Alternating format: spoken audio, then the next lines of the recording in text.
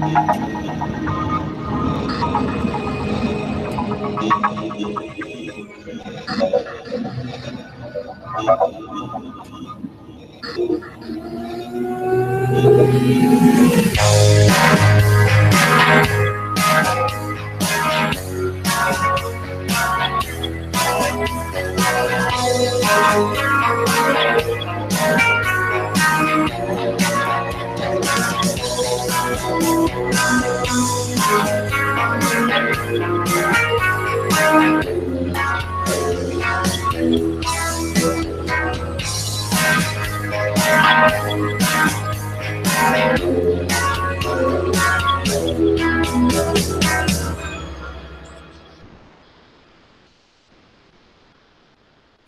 everyone and welcome back to another Fascination Street video. I am your co-host, Mika Pearson, and your host of Fascination Street, Jimmy Pearson. Well, hello there. And who we are going to interview today is Sabrina from Canada, isn't it? Yeah, yay! And we have our, producer, Sarah Pearson. Good evening, all. That was really bad. Well, and Sarah, let's continue. And Sarah will be monitoring the chat room this evening. So, everyone, it's been a while. It's been a while. Yes, it has. It's not like we've taken a break or anything. No. We've been working a lot on our new project, Esoterica Street, with our good friend Kelly. So you may have seen the last interview that we've done. I hate the word interview. The last conversation we had with our good friend Jason Quit, and that was amazing. I think we're up to like nearly 300 views on that or something like that at the moment, aren't we? About 300 views. I wasn't able to make it, so what I you were there for half. You lasted like half of it before passing out. Oh, come on. At least I didn't do anything wrong. But moving on. Even though I was sleeping, let's move on. Right, so moving on. So it might even happen in the show. But anyway. It will. So what do you think? The boy, he's getting it going on, right? Hello, everyone. He's getting it going on. He's taking the lead. He's doing his thing, and he's getting there. So big kudos to Mika, everyone. So, Mika, how's your week been? You had a good week? Yes, I have. Last week I was able to go and see Bohemian Rhapsody, which was awesome. And then it was my first day back to school on Monday. Boring as always on Monday. You know, like you've got to start over another week. But it was your first day back after your holiday, Christmas holiday, wasn't it? And the Christmas holiday was amazing, right? But I survived until Friday. I was able to basically, what was it? I was able to do my maths homework because there was only 2 questions I needed to do. And for our topic, we are having to build a Anderson shelter. Anderson shelter, whatever that is. So, yes. So, any second now, I'm hoping Sabrina could come on any second now. By the power of the internet. Hello, Sabrina! There she is. She's muted. Hello. Oh. My dog said hello. Hey, doggy. SRX has just woken Doug up as well. Yay! It was like a surprise wake. Yeah. Fascination Street dog has sort of like heard the dog, stood up, and now started scratching. Like, I can't hear you. Okay, now I can. Hi. Yeah, no, don't do that. Try that. I'll probably hit something. Oh my gosh, I missed it, and then hang up for something silly. It's so good. It's so good. So this is like your first appearance on Fascination Street, even though we've been friends for months and you've done loads of other shows and, you know, you cheated on us with other shows and stuff. Oh, no. I was patiently waiting, Jimmy. Patiently waiting. I don't invite myself anywhere. I hope for sometimes maybe, yeah. Or I just go with the flow and let whatever happens happen. We're guys, right? Sometimes you have to impose that divine feminine upon us. Like, boys, this week you will be having me on your show. Maybe I did that, just not through my mouth. Oh. The magic stuff. Right. My name is questions for you. Oh. Not yet. No, Calm down. Sabrina. Don't peek too No early, questions. Doc. Not yet. That was close, weren't it? Hibbity-doo-dah. We don't like to peak too early. I mean, it's not the first time I've been premature, so there we go. 1 point for Jimmy Pearson. I'll chalk that one up. I'll have that. I thank you. You're welcome. Should we do a bio for Sabrina or shall we? Yeah, go Sabrina, on. we're gonna do a bio. All right, thanks. Is that all right? So do you want to like sit back and just chillax for like I don't know how long it takes me to read this bit? I sure can. So for all of you in the chat room that obviously have never seen Sabrina ever before. Ever. Sabrina has been able to communicate with animals since she was very young and had no idea that other people weren't talking to their animals in the same way. Sabrina heard their messages and even their voices. Sabrina loved to work with difficult animals, although found out that they weren't difficult, just misunderstood. That's a bit like Sarah and me, really. It's a bit like everyone. I know, right? So Sabrina, that's you, has been hang on. Sabrina has been able to communicate with a wide range of household pets, farm animals, and a wide array of aminals too. Animals. Hashtag aminals. Sabrina's abilities really came out when a family member was going through a health issue. During this difficult time, she was awakened to the amazing abilities of the mind, body, and soul, where she was able to tap into Mother Earth and source pure energy and begin her career path as a communicator and healer. The abilities that reside in the power that Sabrina holds are animal communication, talking to living and past animals, mediumship, talk to past people, psychic, talk to your guardian angel or archangel. Wow, what is going on? Archangel. And also something Sabrina calls soul sessions. This is where Sabrina is able to combine all of the abilities into one session. Sabrina also holds her Reiki too and loves how it works alongside the sessions she provides. I do. Oh, I should have done a drink for that one, my love. Well, right? Fire Marshal Bill right there. That dude's Canadian. Oh, thank you kindly. Thank you. Oh. Right. So, are you ready? Hang on. Are you quite ready? Right, are you ready? Right. Hello, love. Are you all right? Are you all right? You look a little chappy, a little chapped. I am, darling. I'm all chubbed out. Oh, Don't encourage awesome. me. Don't play with Canadians. Seriously. Because we play well. You do. Indeed, you do. So, Sabrina. Hello. So, Jimmy, Mika. Sabrina. Hi. Sabrina, love. Hi. For all those that have never seen you before or heard of you before, would you like to give us a little bit of insight to what you're all about? Okay, right. Sure will. So, for all of you that don't know me, have never heard of me. Ever. I get the ever bit on the end. Ever. I like the redundance of that. So yeah, I talk to many things that many can't see. Spirits? Yeah, I get like lots of information when I'm hooked up and when I'm channeled about people. Like, so the psychic, I should have checked the words on that intro you were using, because the psychic is more higher self to higher self, so soul to soul. Can you hear me? You got a tongue in your ear. If it's not Sarah, it's Doug. Oh, that's awesome. Well, good job, Doug. Oh, I see he's attacking Mika now. Yeah. Somebody's got to have love. Everybody's got to have love. He's a dog, man. Especially Silico. Yeah. Oh, I'll get down. Oh, don't have my favorite black t-shirt hat. Who's cleaning it? He's a pound puppy. He was. Yeah, that's why he's perfect.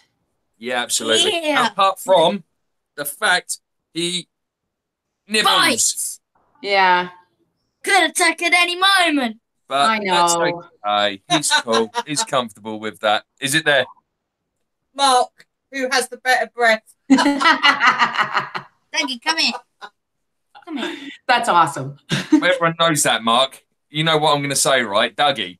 Yeah. You have to. He's your man. Absolutely. Other than Mika. Yeah. So, Sabrina, sorry. Let's. Where were we? Oh, yes. You were telling people stuff about things.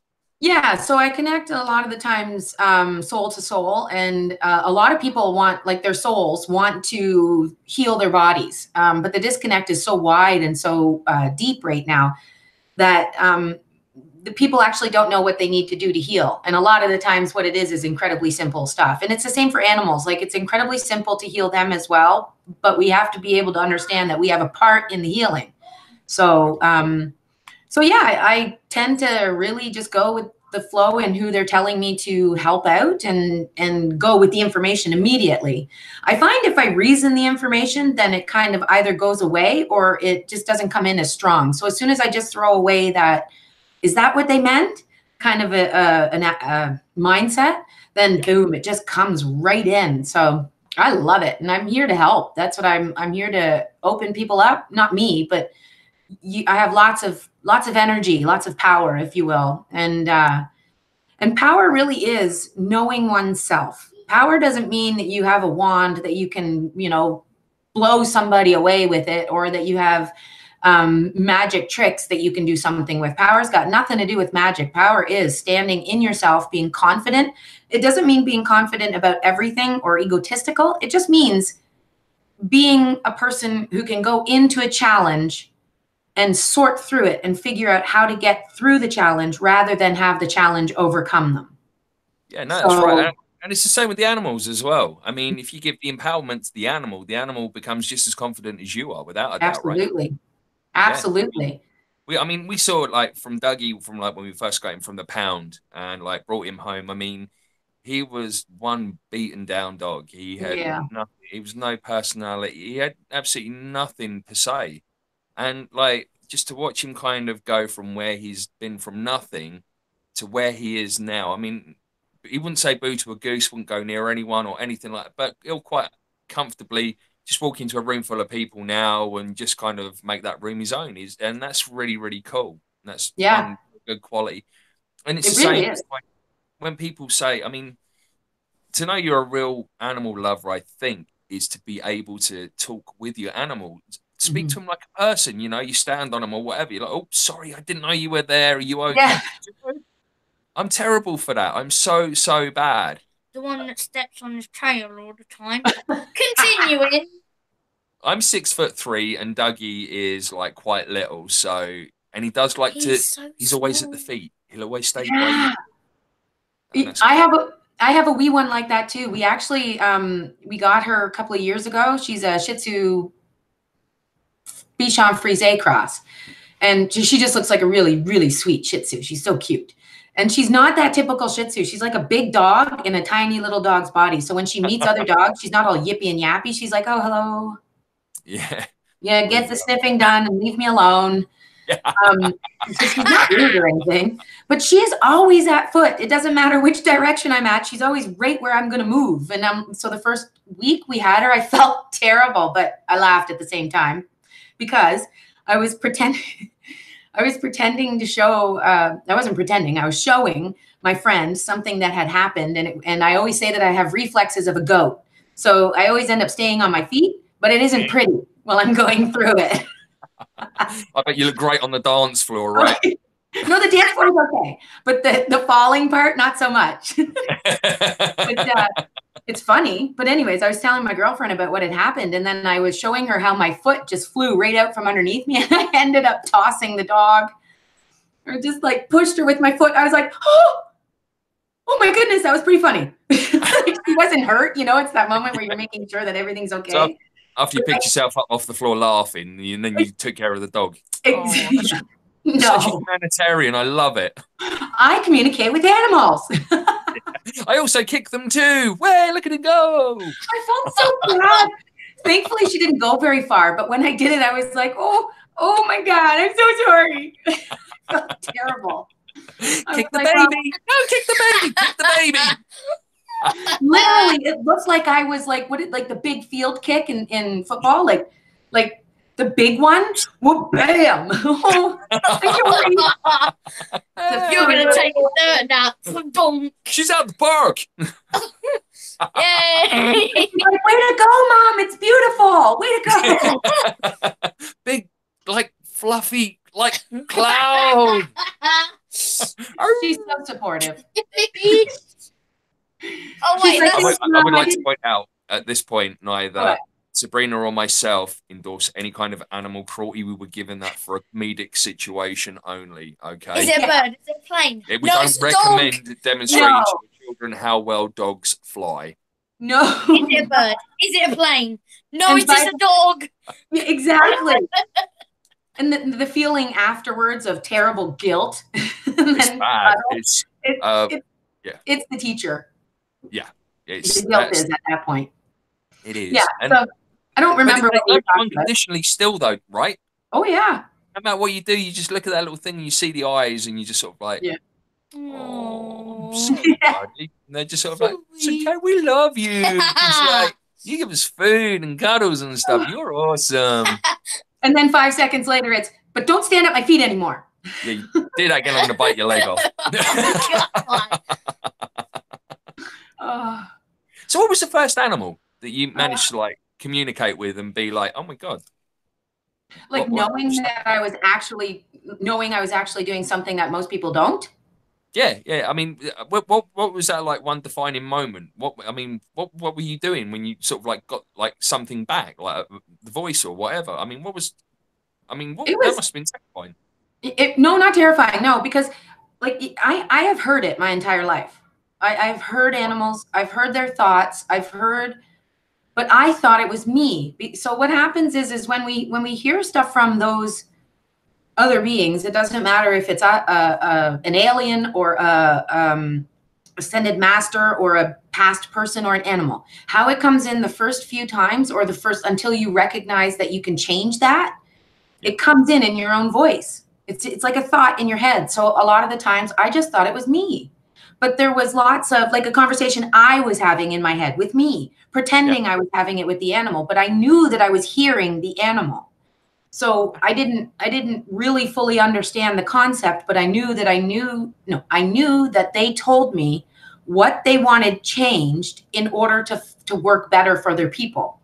So it was really easy for me to see dogs and say, well, you just have to do this. And then they're like, well, no, watch. Oh, holy crap, it works. Like, literally it works. Like I hear them and my horse, so the first defining moment would be my girlfriend, my neighbor, actually, she's moved now, but she had 2 horses. And one of her horses was a little bit spirited and also anxious. So when she was incredibly anxious, the spiritedness would come out tenfold. Right. So I tend to get on to horses and just meld into them. And it is like I am a centaur, literally, only my horse body has its own mind, right? So it's like we just come together. And I was riding her one time and we were going past this property that had this great big boat out front. And it was brand new, like not brand new, but it wasn't there the last time we went down the road.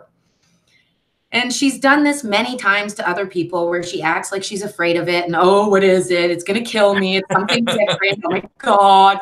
And then I just sat on top of her and I was like, with my voice out loud, I said, that's enough. You're not afraid of this. It's not moving. This is enough. And she was like, and when I said it, because I very much am a calm person when it comes to animals. I take the animals that have those nervous issues and I just like she thoroughly enjoyed having me with her because she could have an emotion and wasn't afraid of me overreacting to the emotion. So she was afraid of something and I'm not sitting there going, oh my God, don't be afraid. I'm sitting there saying, that's enough. This is enough. Sort it out. Yeah. Just go past it and get over it.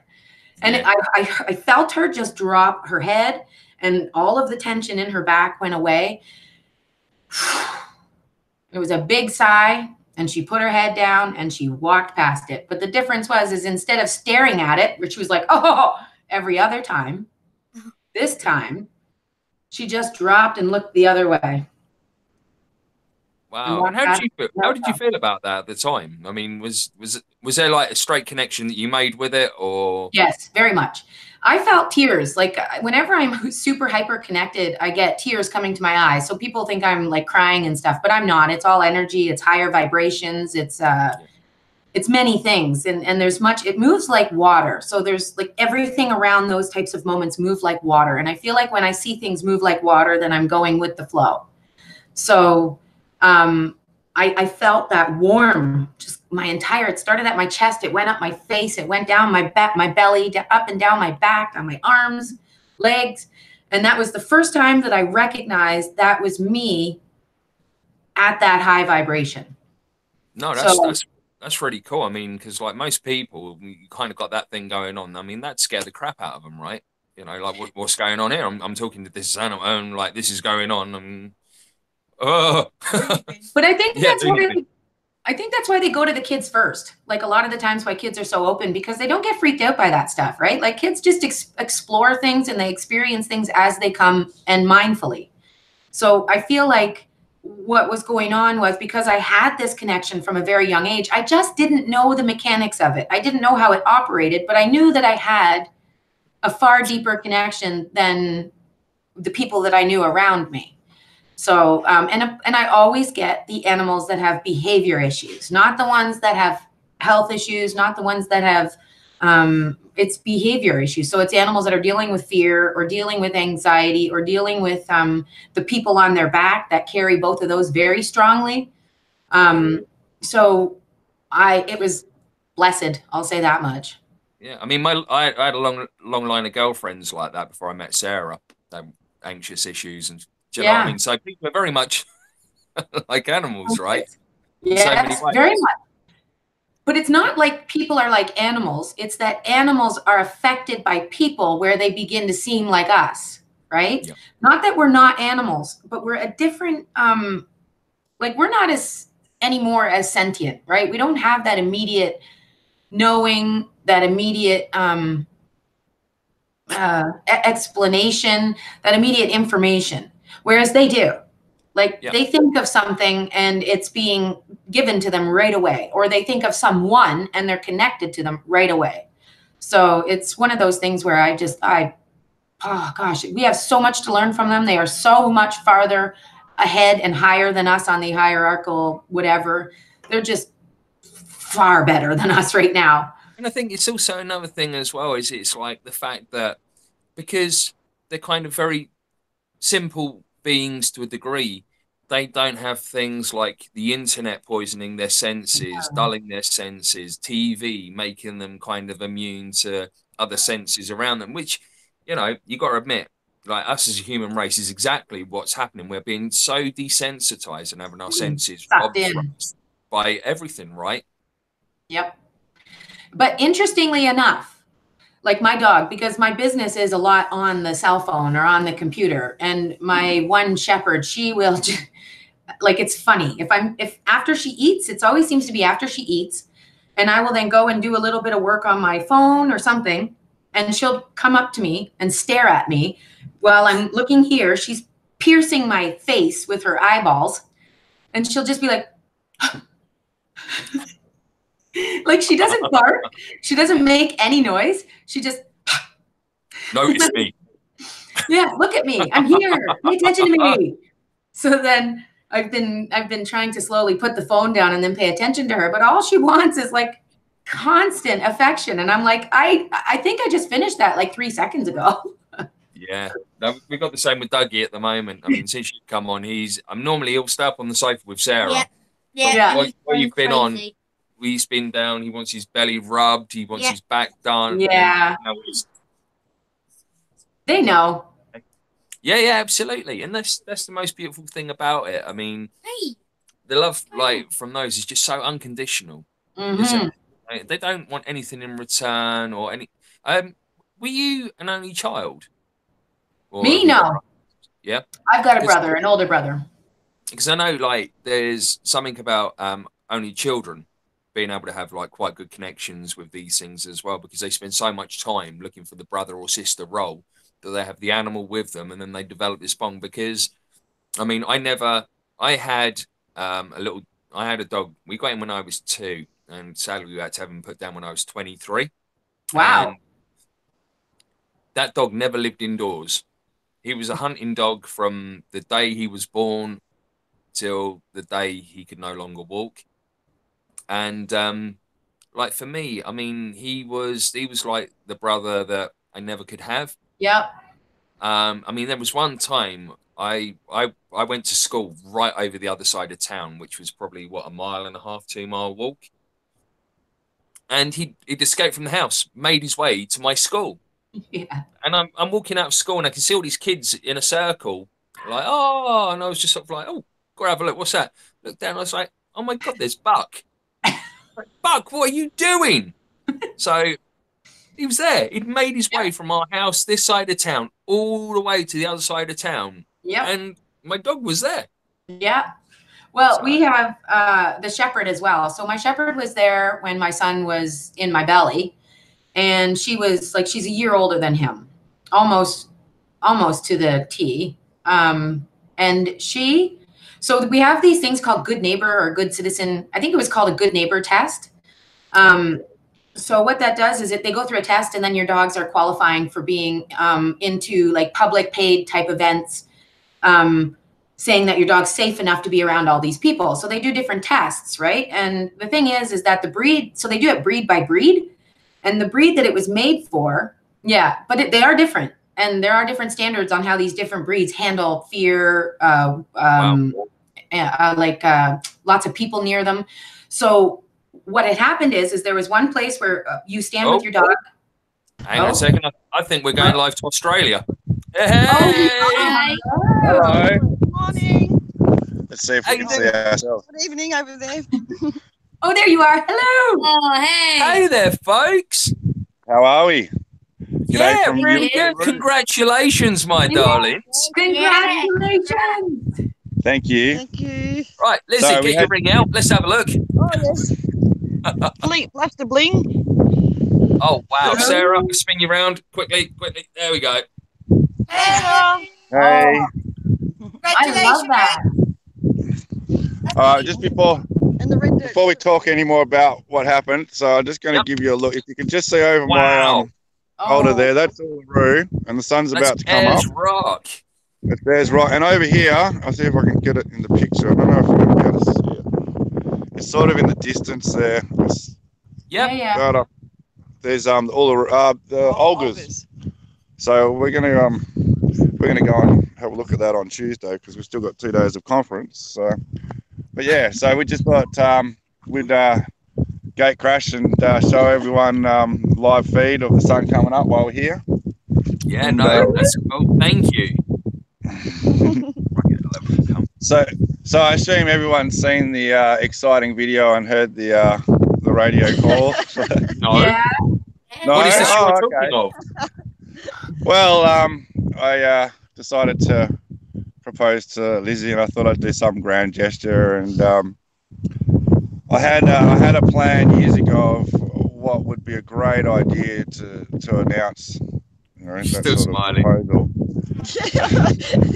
And well, look, there's the sun. It's about to come up now. Oh, right. So yeah, on the spur of the moment, I mean, Liz and I have talked about it for the last couple of months. Yeah. And I knew I was going to be hard to try and get a ring for her without her checking out what she likes. And so we already had chosen one out, and there was a little shop that we sort of chose it from. It was in a mall, and they disappeared. So the ring that we wanted disappeared, and so I didn't get it at the time. And a few weeks went by, and then I think we were just at the shops the other day getting ready to come down here, come for our holiday, and we walked past the shop, and Lizzie's like, "Oh, was the Tree of Life?" Yeah, Tree of Life. Yeah, she's like, "Tree of Life." It's just like one of her favourite shops. And we're like, no, we're going to keep walking. And she's like, "But they got rings." And I was like, okay, come on, let's go.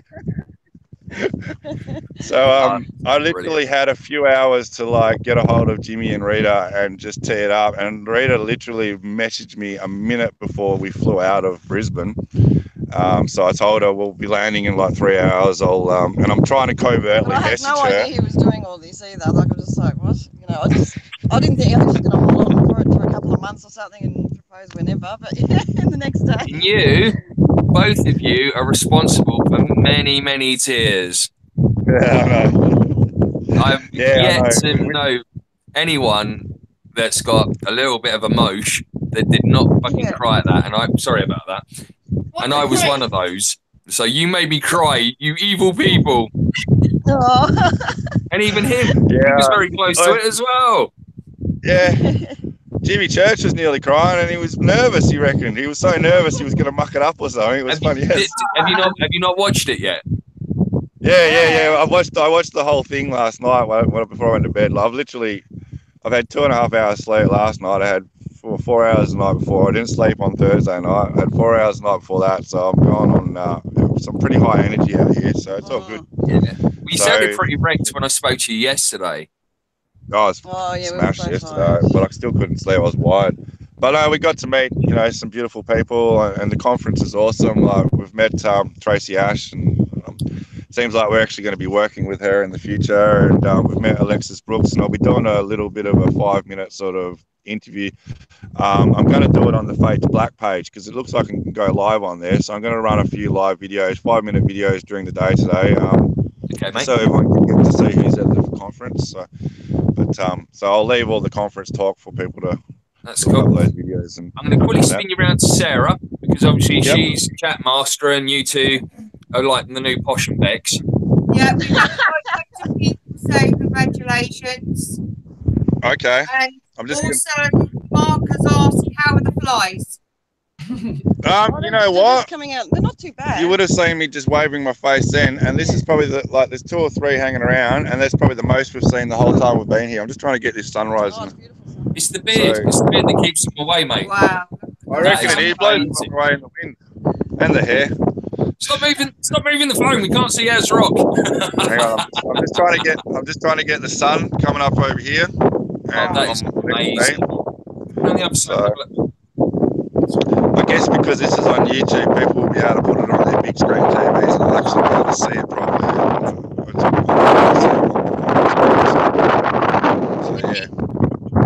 So yeah, it should pop up in about 3 minutes. So I hope we'll get some colour on. What about the sun? You got me. I had to go there, mate, didn't I? So, Lizzie, how does it feel to be the future Mrs. Dexter Dave Cusack? It feels amazing. Yeah? That's all I can say. Yes, amazing. I was absolutely blown away. And are you going to change your Twitter handle to UFO Gladriel now? Yeah, I probably will. I don't know. Maybe I'll add it into my Gypsy Wolf. No, I told her I like the Gypsy Wolf, but Gypsy Wolf. I guess it's going to have to. We'll have to go with it. Yeah, Well, I've done you the artwork to go with it now as well. Yeah, exactly. Yeah. How do you pronounce that? I've forgotten because I haven't watched the movies for so long. Galadriel. Gladriel. Galadriel. Galadriel and Gandalf. There you go. Which is quite funny as well because, right, you think in the movie, she was also played by a pretty fit, like, blonde Australian chick as well, weren't she? Yeah, Kate Blanchett, yeah. Oh, Kate Blanchett was the girlfriend of Gandalf, eh? Yeah, Galadriel. So Yeah, so we don't want to take up too much of this awesome interview. So we're just basically going to let this sun come up in a couple of minutes, and right. No, we're really good for it, and it's been a nice sort of like surprise for everyone in the chat room because we didn't let it out that you guys were coming on or anything. So we know. Yeah, I mean, Sabrina's a bit bummed out you've hijacked her debut on Fascination Street. It's good enough. No, she said she likes sunrises. So if she'd said that, like, if there anything other than that, I might have said, don't worry about it. But no, that's all right because when you get back and we get you on Fascination Street next time, I'm going to let Sabrina hijack it as well. Yeah, excellent. Then she can talk to the dogs. Yeah, so when you do get back, let us know because we've got a couple of free available slots coming up soon. So to have you back on again would be awesome, Dex. Yeah, awesome. No, as always, I love being on the show with you guys, and but But the only stipulation is he's Lizzie has to be on it as well. Yeah. I've been telling you it was going to happen soon anyway. That's it. Well, So, you know, the ufology gold couple now, they've got to be seen everywhere, right? Yeah, okay. I know Jimmy Church has bloody shared it on Facebook, the video, shared it on Twitter. We've had like 3,000 views or something, or 3,200 views at the moment, and 120 comments and 6-7 shares or something. It's gone viral. It really has. Is it any consolation at all that like me and my crew actually sat down and watched Jimmy Church and then watched your video on Twitter as well today while we were sailing in France? Wait, you watch him doing it and you think, okay, because it's like he says it's live, but we weren't actually talking to him. We had the video going, and because like obviously I was trying to surprise her. Yeah, I know she was clued in. She knew something was up for an hour. I'm trying to say, oh look, he's got a special announcement. We've got to watch that. Oh look, sun's coming up. Let's get that in there. Oh wow! So who filmed it anyway, Dex? Oh, our friend Kay. Kay. Kay McCulloch. So you all know Kay because she was on Kelly's show, and my show. Yeah. So, and she's another future guest for Fascination Street. If I can tap her up. Oh look, she'll be happy to come on. So, look, you can see it now. So, amazing. Oh my God, look, sir. I can see. Oh, you got it going. See, I didn't need to turn you around. Oh, That Mo. Beautiful. That's awesome. yeah. So yeah, what I was going to say was we're going to do the wedding. We're actually going to have a proper hand binding ceremony. We're not going to do the rings thing. And Kay's probably going to do the binding ceremony for us. So we're going to do it out here next year at the conference at Uluru. So obviously we'll come back here where we got engaged. And you can do it at sunrise. Yeah, well, that's it. We could do it like up here, exactly perfect out here. Like it's beautiful. But like Holly Marie's coming and Cherie is coming next year. They're all going to try and manifest coming, and like I'm already telling Rita and Jimmy they're going to have to manifest 2020. So, and I encourage everyone in the Fade North family to come out and do a conference in Australia. And if they want to come out for 2020, I think it's going to be pretty huge without our union. So so I know it'll probably be hard for you guys to get out, but hey, we're there in July. We'll have our own little private ceremony I'm pretty for sure you guys. as a minister, even though I'm not recognised here, I'm sure we'll be able to do something all together. Yeah, well, that's it. So look, I don't know how many states in America we can do it as priests, but there's quite a few, but you've always got to check with the county clerk first. Yeah. I think Vegas, anything goes, right? yeah, that's it. Yeah, but I don't think I'd get married in Vegas. That's so beautiful.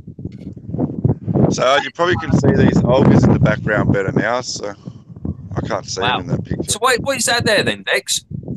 All right, so the Olgas, the Olgas are basically like a large collection of rocks that stick up out of the ground, and they're sort of circular. So, and I'm not sure if they are actually a part of the same rock that's under the ground as Ayers Rock over here. Right. But I know that that's like the tip of the iceberg. So that rock is huge. What you see there, I mean, if you actually look at, when you see pictures of Ayers Rock, it just looks like a long, flat sort of, you know what I mean? But it's actually, it's almost triangle shaped when you look at it from above. So. Oh, wow. That is beautiful. Yeah. So. Spectacular. Yeah. We thought we're going to be up at this time anyway. We're going to be up at this time. We thought we'd come and have a look at the sunset, and then we can watch the show, and then we'll go do the conference. And then I thought, you know what? It would just be great to share this with you all live. So, yeah. Yeah, that's so beautiful. So it's up now, and you can see Ayers Rock. And we've taken some photos of before when it was really orange and that, so they'll be on Facebook, so you'll be able to see it. And this afternoon, because the sun will come up and over this way, it sets on Ayers Rock, and at sunset, over about half an hour of sunset, it changes about 3 or 4 colors in the sun. Wow. In the sunset. It's beautiful. I've got some photos from when I was 14, when I was out here. So I've actually climbed Ayers Rock, but they don't. Well, they don't. The tribal people out here now that are the protectors of this land, and they don't want people climbing it as it's a sacred space. Yeah, of course. So they, even though they can't stop you, like doing it, like people out of respect, are told not to. I think if you got permission from the elders or something like that, if star people said, yeah, let them climb the rock, then they'd probably let you climb the rock. But I think it's you can't let some people do it and not others. So yeah, well, some people just have no respect, do they, for it? So yeah, that's right. I mean, the one thing I remember when we were out here, there was no graffiti or anything stupid like that. So it is respected and it is well sort of looked after. But like when it was about 18 months ago, I was doing a meditation and I ended up visualizing being up on top of Uluru, because we used to call it Ayers Rock because some explorer Air came out here and thought he discovered it. Obviously, it's been here for, the Aboriginal people have been here 40,000 or years or longer, so it's not like we discovered it, Western society, but it's gone back. We go back to its Uluru, its Aboriginal name, and the Olgas is actually the Western name as well. I can't remember the pronunciation of the Olgas. It's Kutara or something. So Kutu is what they call it. But the actual town, so the little town, which is just sort of in the back, just over the hill down there and around the dunes, there's about 4 or 5 hotels and a camping ground, and so it's they've got it's just a little town that's set up, but they call it Ayers Rock community. So is it more respectful if it's referred to as Uluru rather than Ayers Rock? Is that more? We don't call it Ayers Rock anymore. We call it Uluru. So that's why I've got to try and learn the Olgas properly. So how do you spell the name of the other place? Is it Olgas? OLGA. Yeah, Olgas. Olgas. Yeah. Olga. Okay. I'll text you the actual Aboriginal name so that you can look it up, because it'll be on Google Maps. So yeah, no worries, Dick. All right, so there's your beautiful sunset. There's Ayers Rock. So Uluru. Yeah. So so thank you for letting us share this moment with you guys. Thank you. And spin you around so Sarah can see you as well. Congratulations.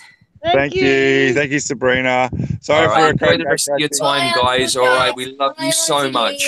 Yeah, no problem. All right, guys. Bye, darlings. See you. All right. Take care. Ya. Thanks, Kelly. Bye. Thank you. Thank you.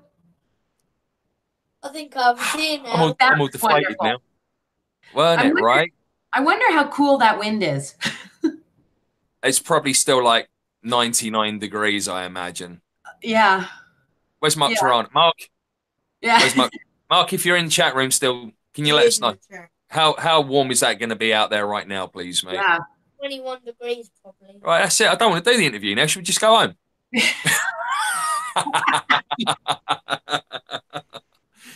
So as we were saying, going back to like the original conversation, 30 degrees Celsius. Oh, that's warm. That's like hotter than a British summer. 44 today. That's what he said. 44 today. Oh. So what's that in Fahrenheit, guys? Is that double it and add 30? So what's that like? About 114 Fahrenheit. Yeah. Yeah.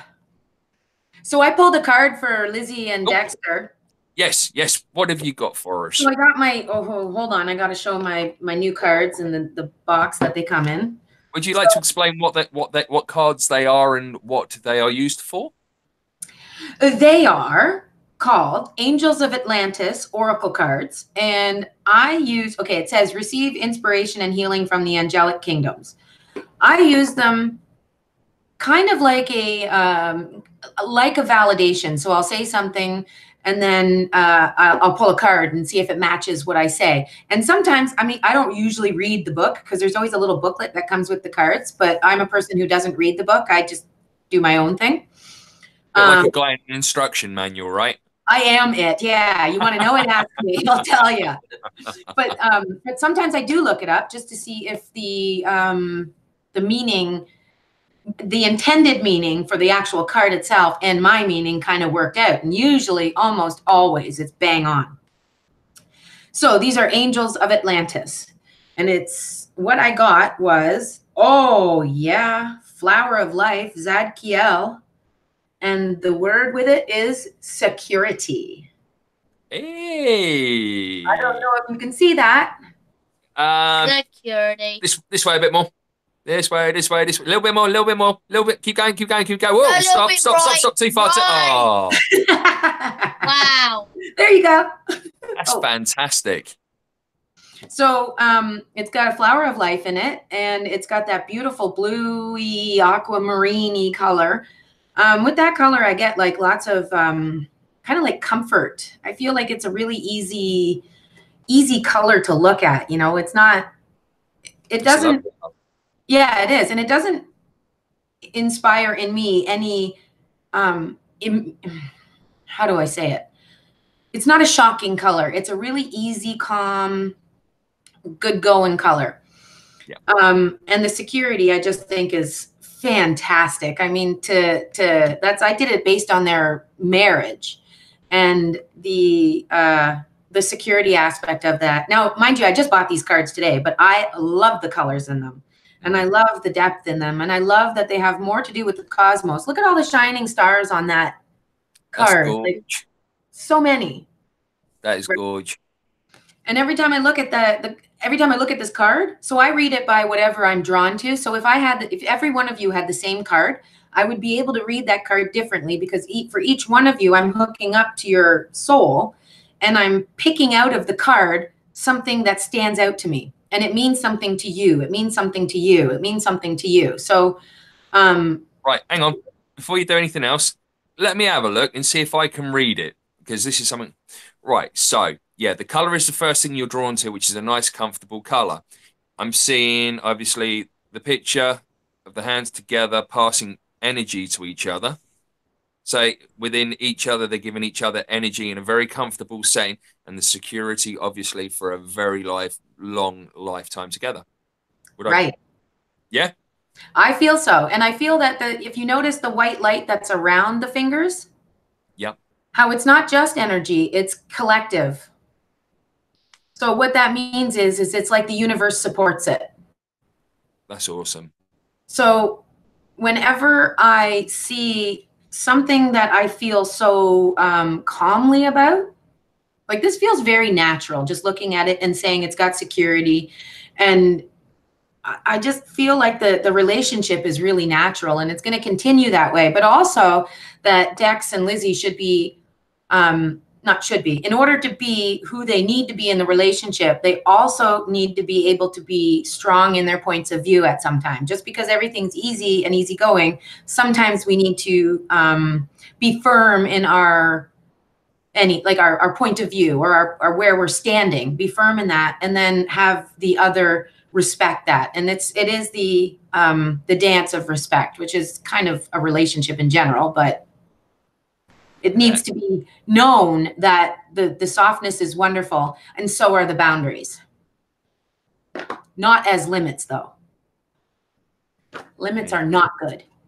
Right, I hope you're paying attention, Dex. Oh, yeah, Dex. Look at this. I look at the base card. Yeah, Dex. So the base card, I always look at the base card, the card at the bottom of the deck, because to me that has to do with all of us involved. So it would have to do with Mika, it would have to do with you, it would have to do with Sarah, it'd have to do with me, it'd have to do with Kelly, Dex, and Lizzie. And we have Metatron, Divine Intelligence. Wow. So we are right now, hold on, it's awkward holding it like that. Right now, we are all talking. We are all feeling about the same thing. This is mainly Dex's engagement, Dex and Lizzie's engagement right now. And we are all tapped into this divine intelligence. There's nothing, I mean, I know Dex knows that, and I know you know that, but I want everybody, and of course Mika knows that, but I want all of us to know, I want all of us to know that this is like the divine to me doesn't mean,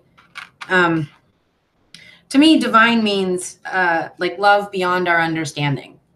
Yep. So I feel that this is going to be a wonderful adventure for both of them.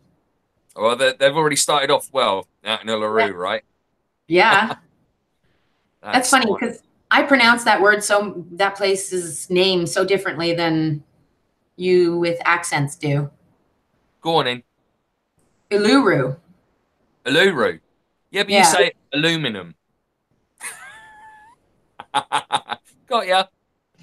The French version says aluminium, but that's French, not English. Well, bearing in mind, I'm only like 21 miles away from France. Maybe it's like kind of imported to us. Well, then you can't really tell me what English aluminum is.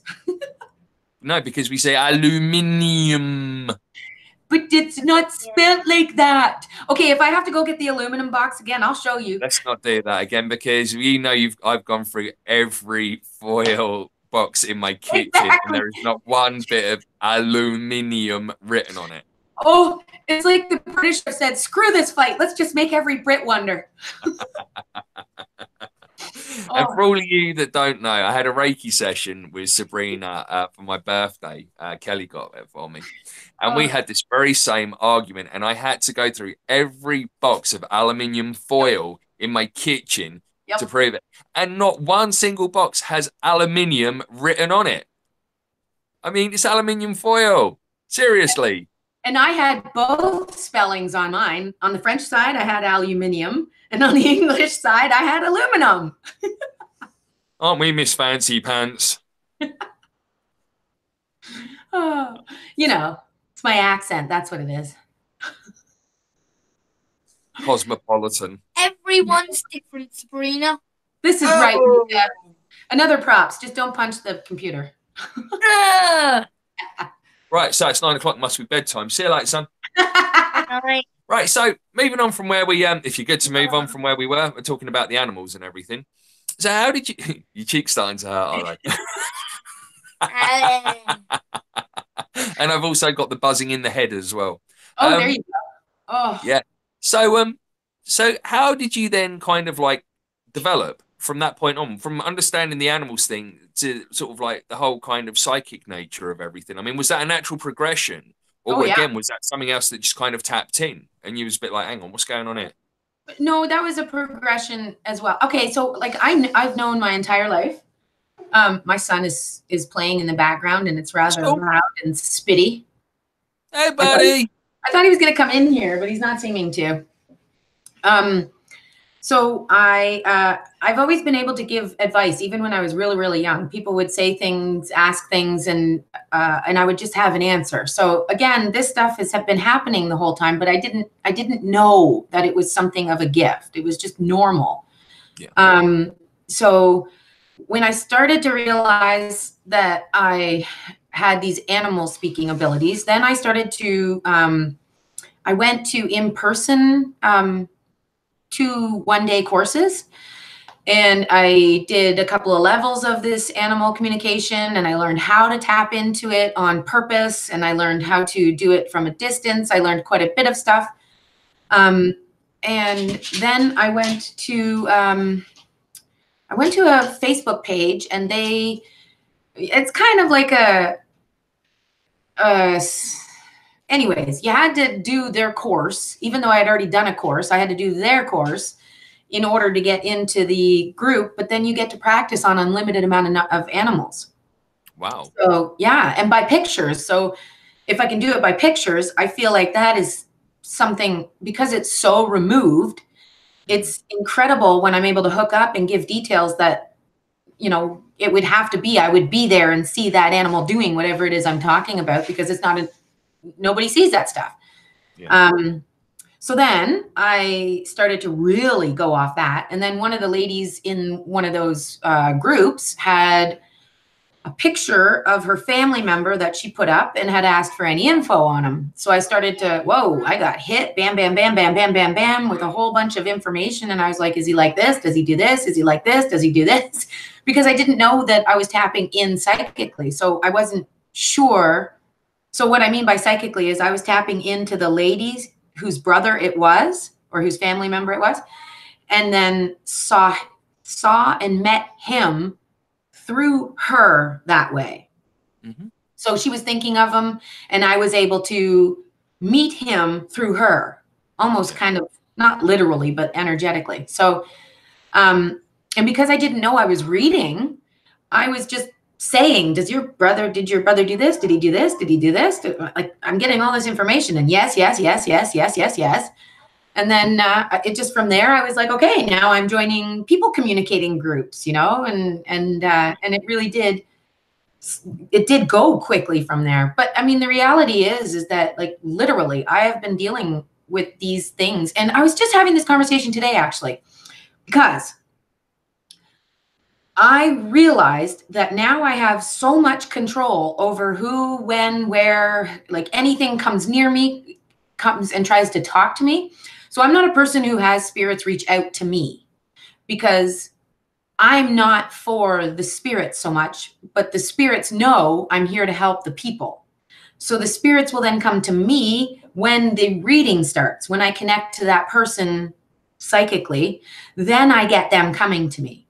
So it's like I don't know how to say it. It's like to say it as my husband says it, and I don't know how else to put it. The guy who first starts his job on the first day doesn't go and talk to the CEO about his personal problems, right? Like he waits to be invited in and then talks to the CEO, but not about his personal problems.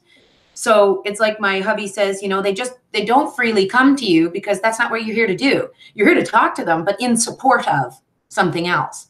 So I've really realized that my purpose is to help open people up. So yeah, you're facilitating more than anything else, right? Yeah. I mean, like, I've known you, probably 6 months or so? Yeah.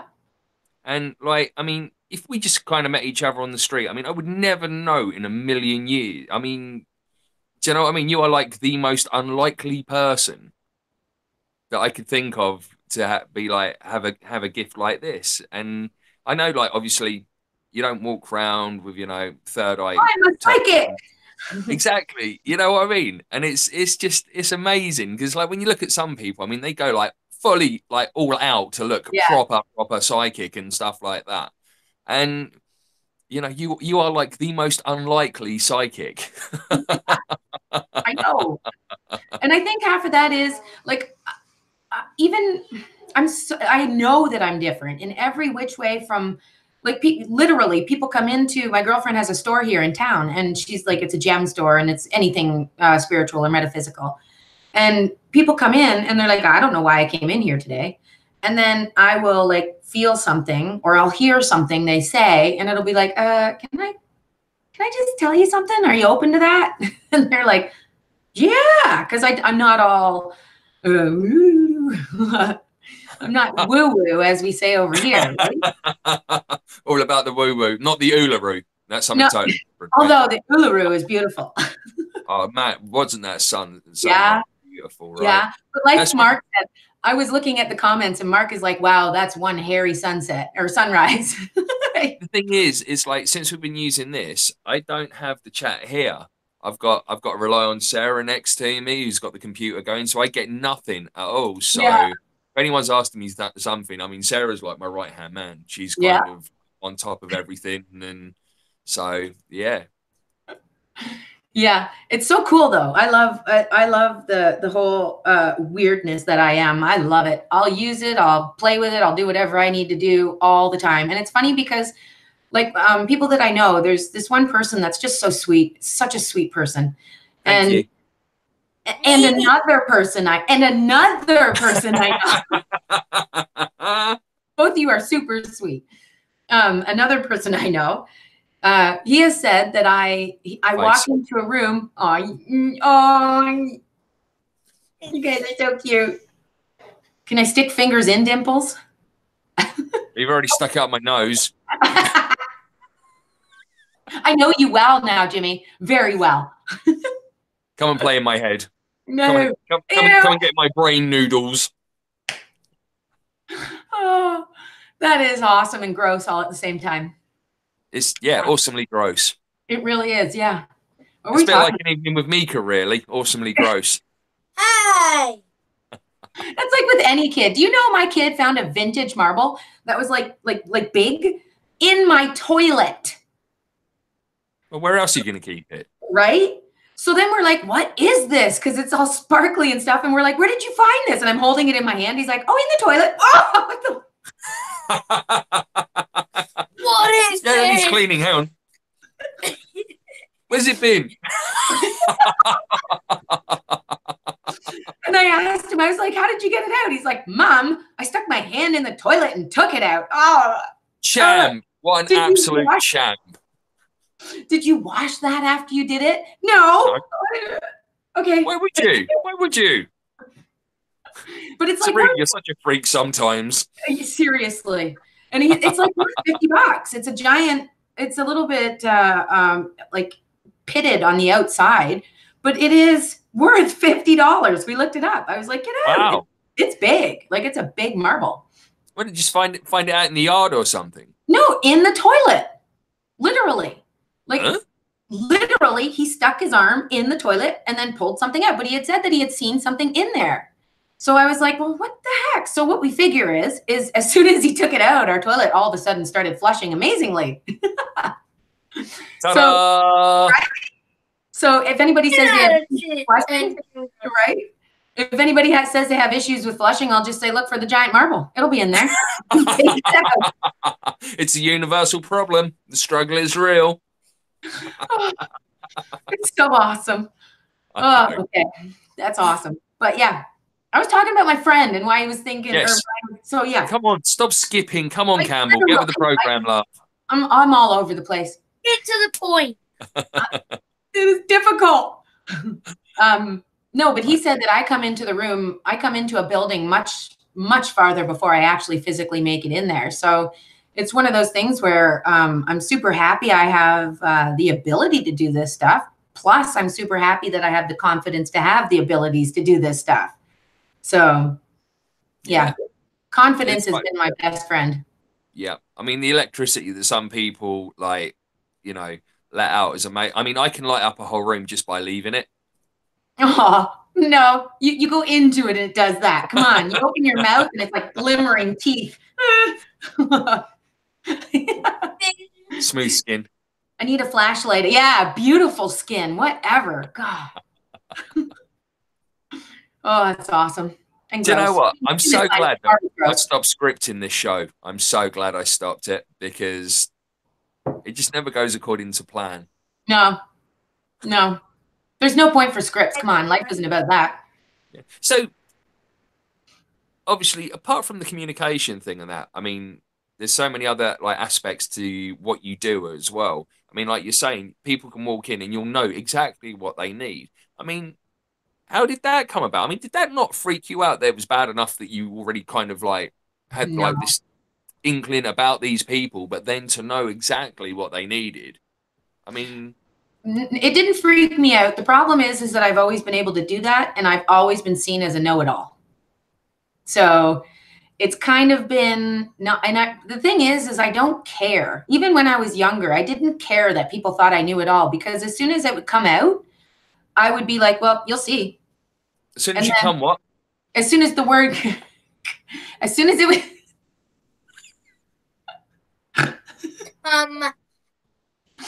As soon as the word would come out. Out. As soon as the word would come out. Out. Yes. Sorry, carry on, Sabrina. Continue, darling. Continue. No one won the bet. Oh, no one won the bet, right? No one won the bet. No, we didn't. No, not even a little bit. Oh, well. Maybe Pat, Sarah. You let us down. We had a poll on you. Right? And Sarah should have said 2 hours, and then it probably would have been said after the 2 hour mark. Yeah, and then everyone would have been like, well, Sabrina, you're psychic, so you know anyway. I just want to throw in that it's been an hour, so yeah, nobody won. Nice one, thank you, Kelly. Daddy. So you can stop the stopwatch now, babe. Yeah. Oh, that's Kelly, awesome. come and join us. Oh, that's awesome. Yeah. I'm like out of breath almost from laughing. Oh, so no, I've been known as a know-it-all, and it's been a little bit of a pain in the ass to be known as that. But you know what? It was just something that had to come out and come out and come out. And it Out. But the thing is, though, is if you're so good with it and so confident as well, I mean, it doesn't matter what other people think or what other people say, does it at all? Because you are so confident in your own abilities. And again, because I've known you so long now and you are a personal friend, you know what I mean? There's nothing pretentious about you, neither. There's nothing like, you know, well, I'm Sabrina, I'm psychic. I know you, there's nothing like that about you at all. So you I'm are thank- like, yeah, the most unlikely psychic ever. And that's it. And it's never, you know what I mean? It's never been like that. It's always been very, trying to think of the word. earthly, I hope. Oh, Yeah, Yeah. absolutely. Yeah. And thank you. Because like I do work at that because it's not my information. So when people are if they feel any which way, it's like if I was watching somebody else say it and then watch the reaction of that other person, and I would say to the person who said it, you know, don't worry about it. They weren't ready for that. And I found that even now I'm doing sometimes the same thing. But, you know, I put a lot of faith into having the people that I need to have around me. So, and I mean physical people, like in the physical world here. So when I put that out there, so I've said many times in my mind, I've said, give me the people that can hear me or that can take me. I don't want to have them bullcrap people who I need to tell them, you know, no, this isn't for you. You need to turn around and go away. And I've only ever had one person that was incredibly, we'll just say religious, tell me that I couldn't do what I was doing because only one other being can do that. And I was like, well, I guess it's good that I believe in that other being, isn't it? And that was my answer. Done. Yeah. Nothing ever came back. Nothing else was ever challenged about it because I put it out there and I said, this is the end of this conversation. It's not even. All you're doing is trying to hurt and insult me and you're trolling my page. And if you're doing that, in my head, I'm saying this. And if you're doing that, I'm going to put you in your place. Bam. Yeah. Absolutely. And it's ended. Yeah. And obviously, I mean, whatever work that you've done on it has done you well because, like, whenever, like, myself or Kelly always advertise that you're coming on, I mean, the response that we get is amazing. I mean, you can even tell that by the people that come to the chat room as well because, you know, I know some people that come in and some of them are very nuts and bolts kind of people. But again, they'll come in because you're there, you know? So, thank you. Good. So, do you want to tell us about your Six SensAbilities project? Oh, that is evolving every second of the day. So I would like to tell you the truth. I'm thinking I have to turn my business into my name because I've been looking at everybody else that's been going, like the ones that I'm socially in the circle with, and a lot of them call them their business by their names. But really, I just love the idea that we can all tap into something, anything, and each other. And even if we don't, excuse me, even if we don't know it's each other, the fact that we're still allowing the information to come to us is something that says to me, this is a bigger purpose. Like what's going on is becoming a big thing. And what I'm trying to get going on is like make my healing abilities even more stellar, which I don't even know how I can do that because the stuff that I've been getting lately is just amazing. But I really want to get into the healing aspect of it. I realize that I can do lots of communications and those communications are going to help me in the healings. So, and when I say healing, it's not just like, it's not only some sort of modality. It's everything. It's everything. It's animal communication. It's angel communication. It's mediumship. It's soul, psychic, everything. And I use all of it. So like I used to say that, yeah, I do mediumship sessions, I do animal communication sessions, but I don't technically do that anymore because I do soul sessions, which is all of that combined. So. What is your favorite? Oh, sorry, Mika. That's just hitting my child on YouTube. There goes the child abuse, animal abuse. What else? Absolutely, the F-bomb has been dropped as well. Oh, and the F-bomb. So out of everything that you do, you practice and that, what is your favorite? Like, what do you really love to do out of everything? Because I mean, you're so skilled in like so many different areas of. What is your best thing? Is it channeling? Is it animals? I mean, because I know obviously you're very close to animals and they are one of Yeah. your biggest passions and they have been your whole life, right? But I mean, what is your favorite part of the whole thing? To tell you the truth, it's standing up in front of a large group of people and doing readings like that, like mini readings like that. I love the energy that flies around. It just gives me so much access. Like I get goosebumps just talking about it right now, and they're starting here. And it gives me so much access to this realm, this aspect of living, and I love it. I love it. Do you want to get into What's that? Do you want to get into it? Shall we do it? Okay. Because I think you've got some questions anyway. Oh yeah. So if I spin you to Sarah. Hang on, I've got a couple to write down. Oh, hang on, Sarah's writing. Writing a whole bunch down? Yeah. It takes her a little while because obviously she's using like a big toe and the one next to it to grip the pen. So.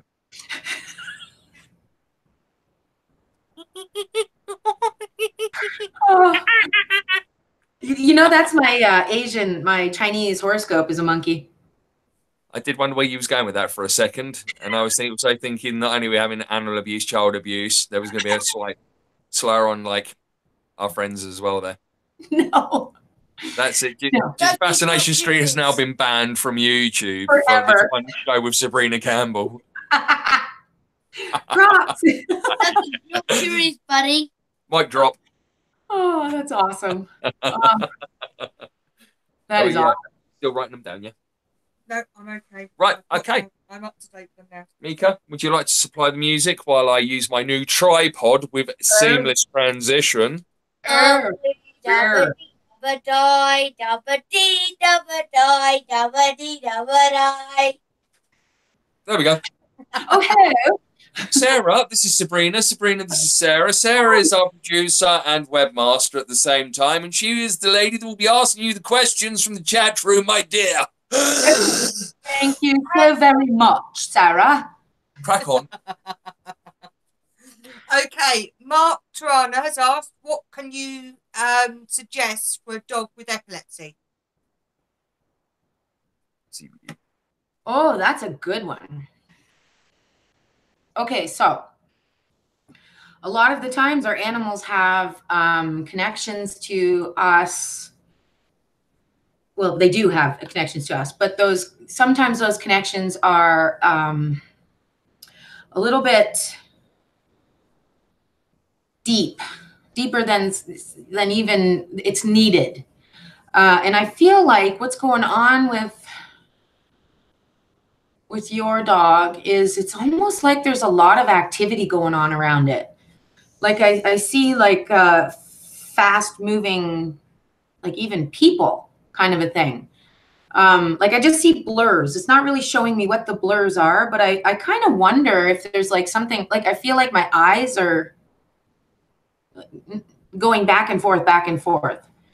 Oh, there's something to do with, I feel like there's something to do with somebody in the house has some sort of not like maybe an issue processing something, like if something happens to them, the human person in this house has some sort of issue processing what goes on in their life. So it's almost like that fragmented energy goes to the dog, and the dog willingly takes that because it's helping that person.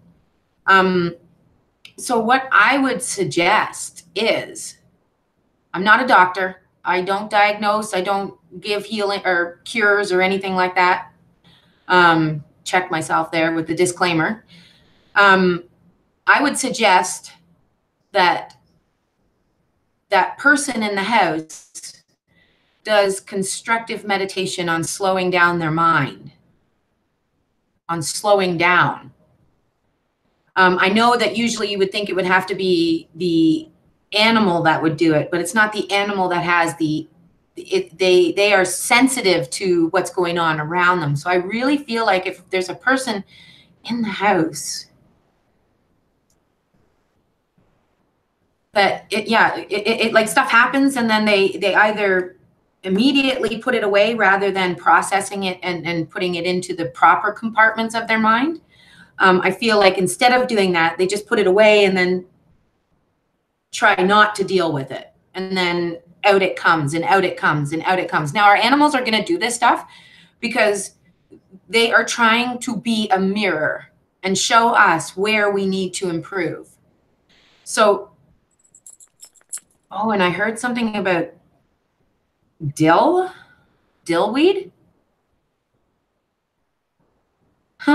That's funny because I heard dill before too in the last 2 days. I wonder if that has something to do with it. I would want to look that up now, the dillweed, but I would definitely take some time and figure out how to process whatever's going on and then do meditations to be able to figure out how to slow that mind down enough to be able to process it without feeling overwhelmed. Okay. As a side step, I had a friend of mine at work a little while ago, and he had a cat that kept having seizures. And we looked it up, and as another alternative form of healing, they were recommending CBD oil for pets as well. Oh, I say that's great for everything. Because we looked at it, and they were saying if you can get this good CBD oil, you need 1 milligram for every kilo that the animal weighs. Yeah. Any more than that, then you're probably not doing as good for the animals what you and should. No THC, absolutely no THC. Yeah, no THC, no, just proper CBD oil, but it had to be 1 milligram for every kilo that the animal weight. Would you be inclined to recommend CBD treatment for animals as well? Because it's not invasive or anything like that, is it? No, I mean, like I have to say it from my point of view in my animals. I personally would use it on my animals if that was something, but that's not the root of what's going on. That's like a Band-Aid. So unfortunately, the problem is that people are so disconnected from how they actually feel. Men get told that they're not allowed to cry. They're not, like it's you're a baby if you cry, you're a wimp if you cry, like all of this different stuff that's just ridiculous and so limiting and so damaging. The alpha male, right? Right. And the thing is that everybody needs to be able to process their feelings because feelings always happen. Yeah. So it's one of those things where we're having so many problems we think are problems. Some of these things that we think are problems are not. They're not problems. They're gifts. And they're on a scale that are much larger than we have any understanding for. So we think, oh, this kid has learning issues or disabilities or something. And no, it doesn't. That child is more gifted than any one of us. And by the way, my information says that if divinity, if one of them decides to come down here into a body and take a body for one lifetime or many, that body is going to be anything but perfect. Anything but.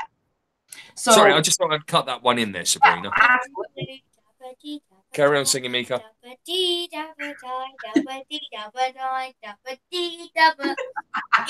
cheek to actually say that was a new song out that he'd heard. Brand new. I was like, no, darling, that's the second time round. Let's not talk about Eiffel 65 in 2001. Oh, I love it. Okay, John has asked, he has 6 dogs. Is there anything one of them needs that they're not giving them? Oh, I feel like one of them needs like a wetter food. Like the food needs to be either watered down or it needs to be not kibbly kind of food, or they really enjoy that. But I feel like there's somebody who needs to have a little bit more water and kind of one of those dogs that's not just going to go out and drink on their own. So I feel like maybe there's water that needs to be put into the food, something like that. And there is one dog that feels like it's not the same dog, but there's another dog that kind of feels like I would compare this dog in my head to my wee dog, the one that was the football for a little bit there in the story. If anybody is getting and she comes in and asks for it, and just because for some reason I'm petting the other one and giving the other one some time, she'll actually go away and wait. But when you look at her, she's like, oh, am I going to get petted? I'm like, yeah, you'll get time. You'll get petted. It'll all be done. But I feel like there's one dog that's kind of always stepping back and being like, fine, everybody go ahead of me. And then that dog waits for the rest of them to be pet. And then that dog moves in a little bit. And it's almost like, it feels like it's always pushed out of the way. But it doesn't feel bad. It's just, it doesn't like the rumble of movement when everybody else is moving so quickly. Like say they came home and the dogs are all like, oh my God, you're home. Oh my God. And this little guy's like, yeah, I'll just stay in the back here and wait for all of that to calm down. Do you know which one it is that wants the attention? It's not so much that they want the attention. It's just they don't want to be involved in that mess of movement. And I feel like I'm seeing them as an energy, not as an animal per se. But I feel like it's kind of like on the small side. Like beagle-ish size. I can't see its face. I'm not even really seeing the color, but I can see that there's like this very firm little sturdy body. And it's and to look at the dog, I feel like you would think, oh, it's really intense. But then to see the dog actually act and behave in its surroundings, it's not at all how it looks. You know, like that big guy that's got all the tattoos and the really long ZZ Top beard and the, you know, biker look, and you're like, oh, he's a big toughie. And then he opens his mouth and he's like, hi, everyone. I love you all. Pat! John has just said that he thinks it's the pug. It could be a pug. He's a small, sort of medium-sized looking. I think there's a smaller dog is why I'm seeing it as medium-sized. I feel there's one. If not, then it feels small. Usually the big dogs feel small and the small dogs feel big. It's so weird. That's what she said. Oh, Lord. You just said you described me. Okay. What, Pat? No, John. Oh, right, okay. John, sorry, Pat. You asked the question, said you just described me. That's awesome. Okay. Next question. Dexter has asked, any tips to help others tap into their telepathic abilities talking to animals? Oh, hell yeah. Don't doubt what you get. When you ask a question, you hear the very first thing and don't doubt it. Put it down if you have to, write it down if you have to, but don't doubt it. The doubt kills your intuition immediately. And it shuts it off. And as soon as you put reason towards it, it also shuts it off. So just take what you get and know that what they're doing is talking to you. Know it. I mean, look in their eyes and say, did you mean this? And when you see that look, you know your dog's yes, you know your dog's no. So then look the dog in the eye and say, is this what you meant? And the dog's like, yeah. Then you know that you got it right. And if you get it wrong or it's not what they meant, don't take that as a bad thing. It's just a learning curve. That is it. Okay. Stacey. Yay, hey, Stace. Right, Stacey. We're going back to the toilet now where the marble was found.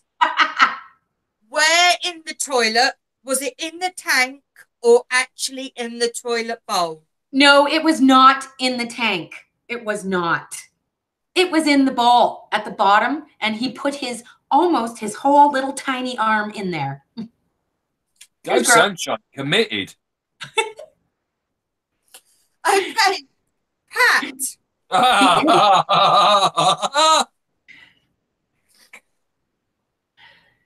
say when you stub your toe?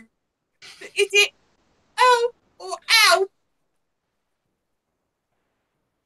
Oh God. Too late. Ow. Too late. It's ow. Ow. Oh, Ow. you guys kill me.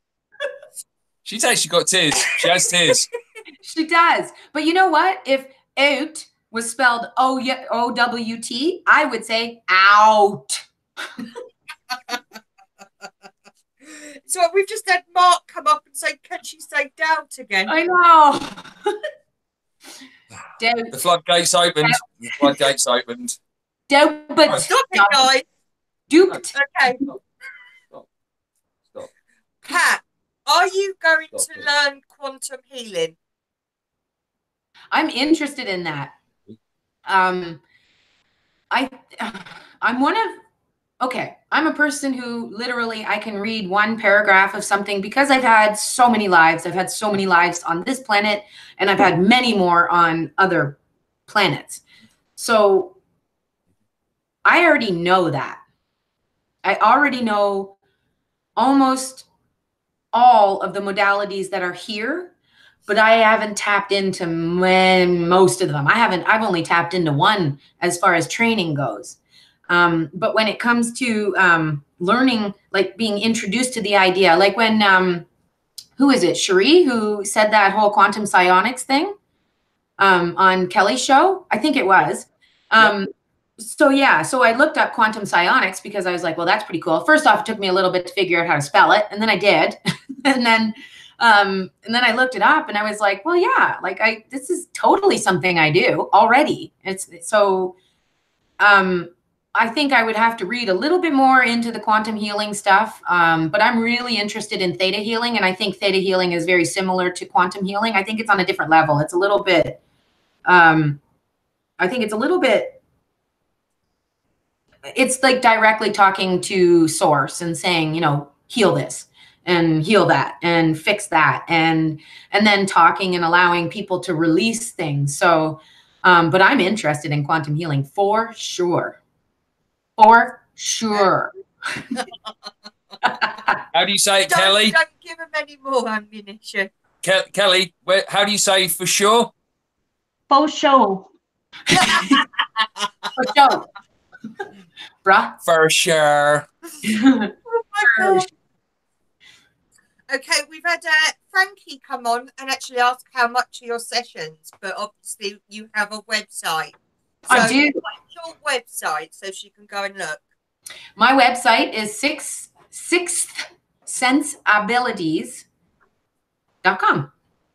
It's all right. Frankie's a good friend of mine, so I'll send her the link after the show. Yeah, please do, because I hate explaining that it's like sense without an E with an A. It's like it's so difficult. So I have to figure that out. I have to figure out a little line that goes with that when I explain it. Have you got any questions, Frankie? See if she comes through with any. Yeah. Have you, Frankie?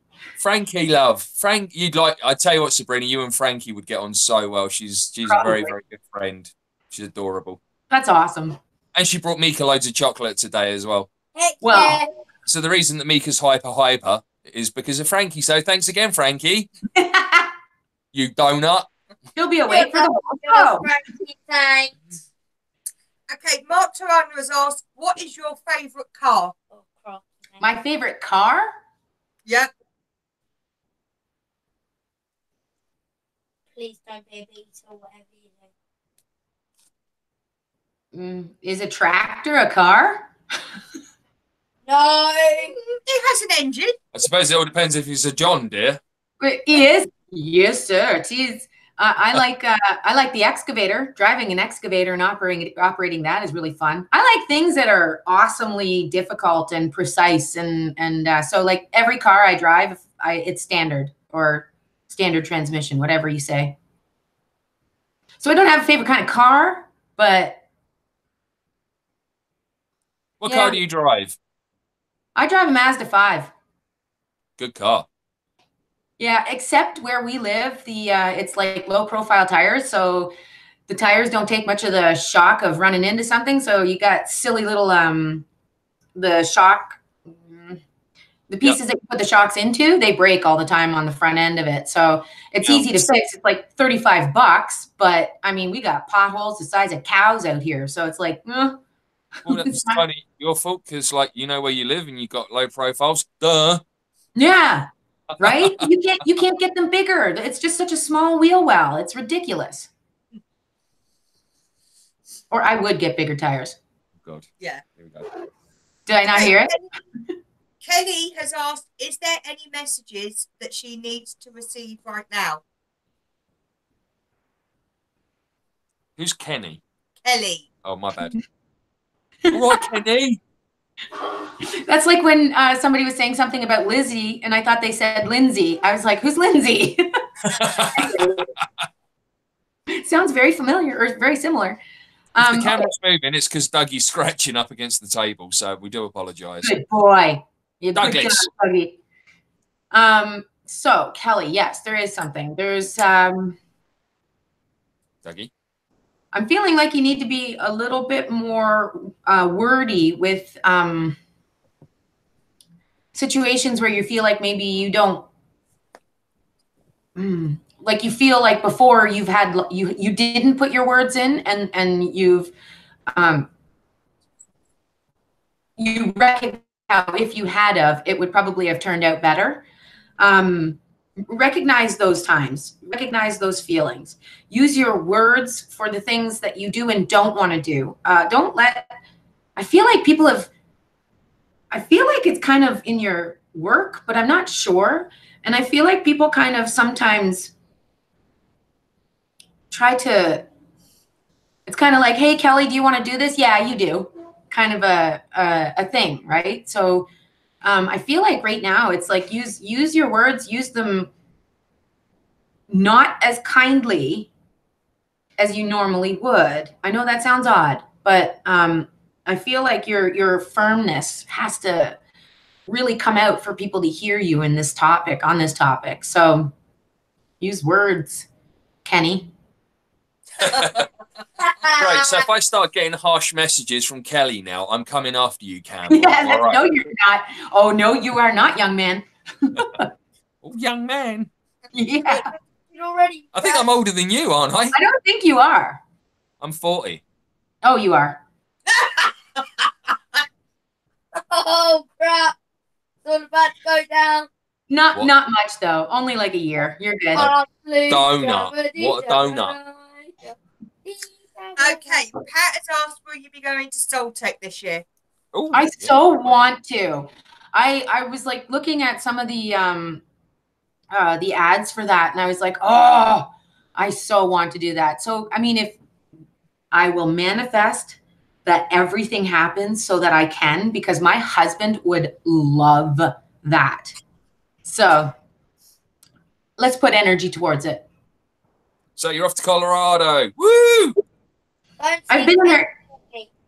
I've been in the really confusing airport in Denver. That's confusing. Yeah, well, it's not far from there. Well, there you go.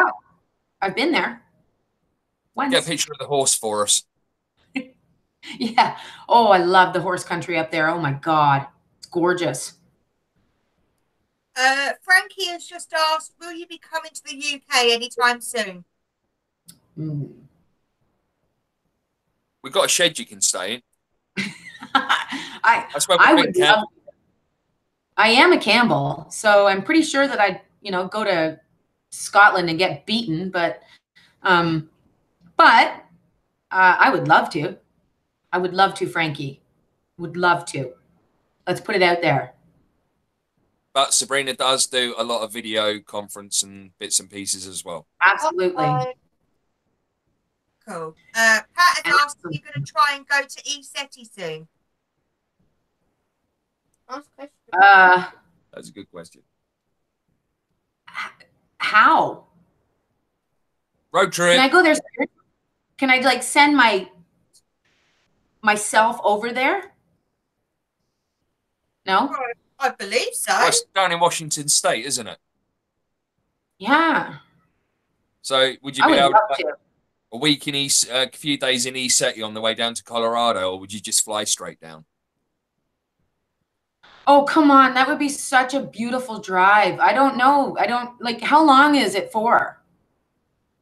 Well, if you've done it around the same time as Soltech, you could sort of like come drive down, have a few days in Washington State, down in ECETI, and then down to Colorado for the Soltech.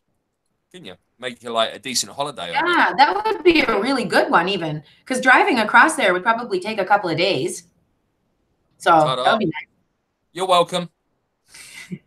Thanks. Now just plan it for me and pay for it too, please. We're gonna have to start a GoFundMe to get over to America at this rate. For all of us to get down there. No, we're coming. You just got to pay for it. Oh,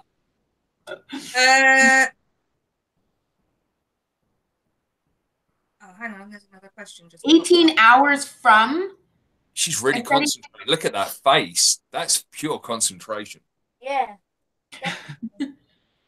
Yeah, I missed a question somewhere. I'm trying to find it, but I can't seem to find it where it is. That's the trouble. I can't see any either. Was it in capitals? It was Stacey, so I'd imagine it was. But could you write it again, Stace? If you wouldn't mind. Did it go in? That's what she said. Yeah, I don't see it. No, I've got. Okay, now she's got it here. The big one at the bottom. That's it. Can Sabrina check in with our senior cat, Aslan, who is 17? I worry about his physical comfort and if he is happy. As he has aged, he has gotten a bit neurotic about being near one of us and vocal. Okay.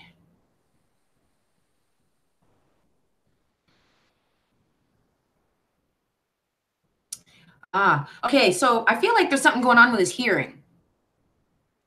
I feel like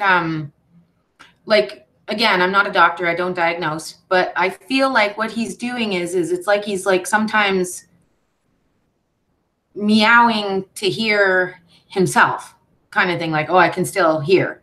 But he doesn't, I feel like he doesn't hear very well. So it's like just like I was talking about before, when I would walk into a room, people would say, well, I felt you far before you came in here. Well, there's somebody in the house that carries that much power as well.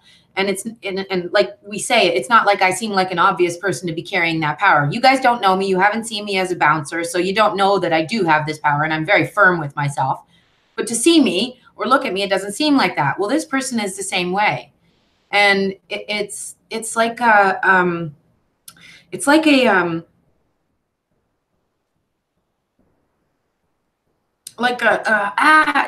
gotta check that, like check it, bring it back a little bit towards you. It kind of like an energetic field around them, and they're just kind of pushing that out there. This person is pushing it out there.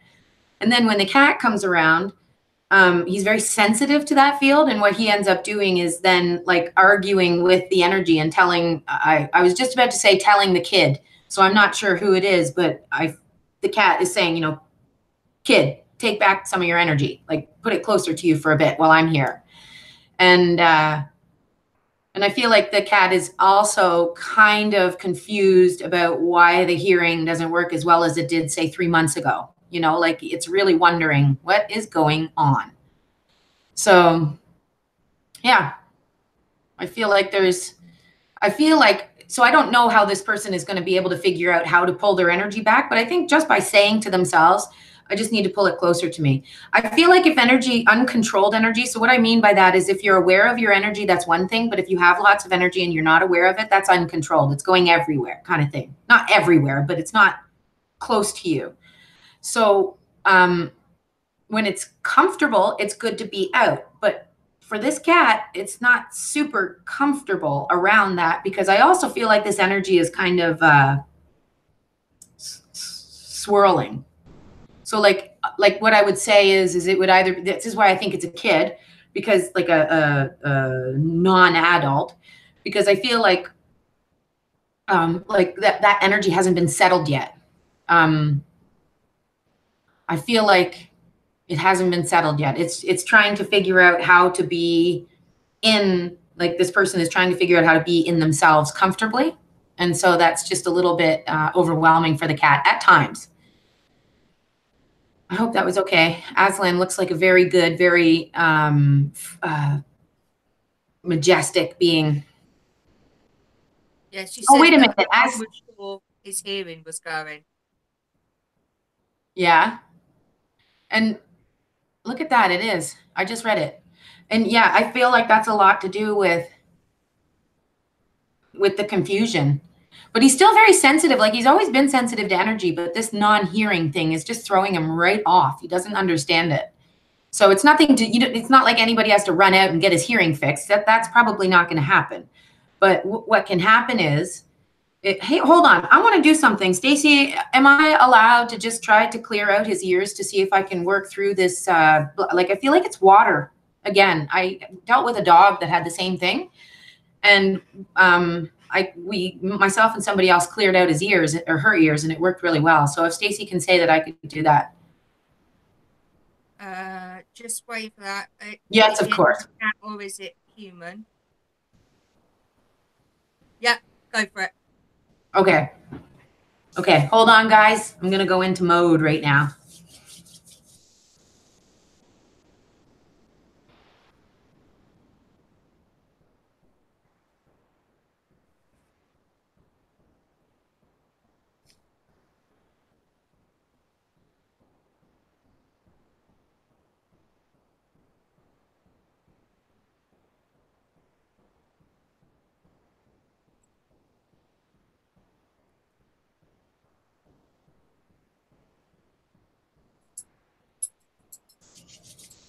Okay. Okay, we'll see how that goes. Brilliant. Okay, could it be another cat or is it a human? I feel like it's a human, but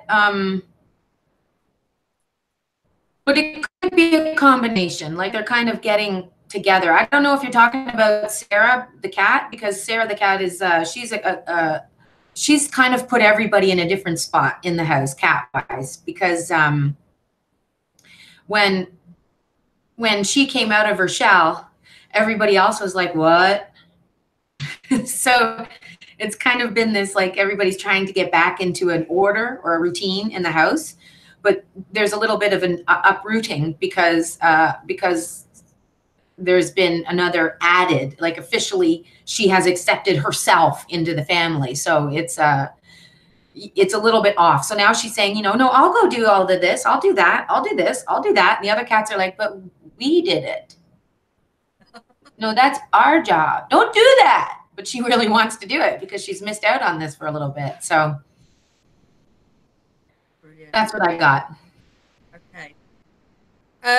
Frankie has asked, have you ever had any scary experiences with energies? No, I don't. It does not fear me, but I've had experiences that would probably scare others. This is my son, by the way. This is Wyatt. Hey, Wyatt. See, that's Sarah. Say hi. Hi.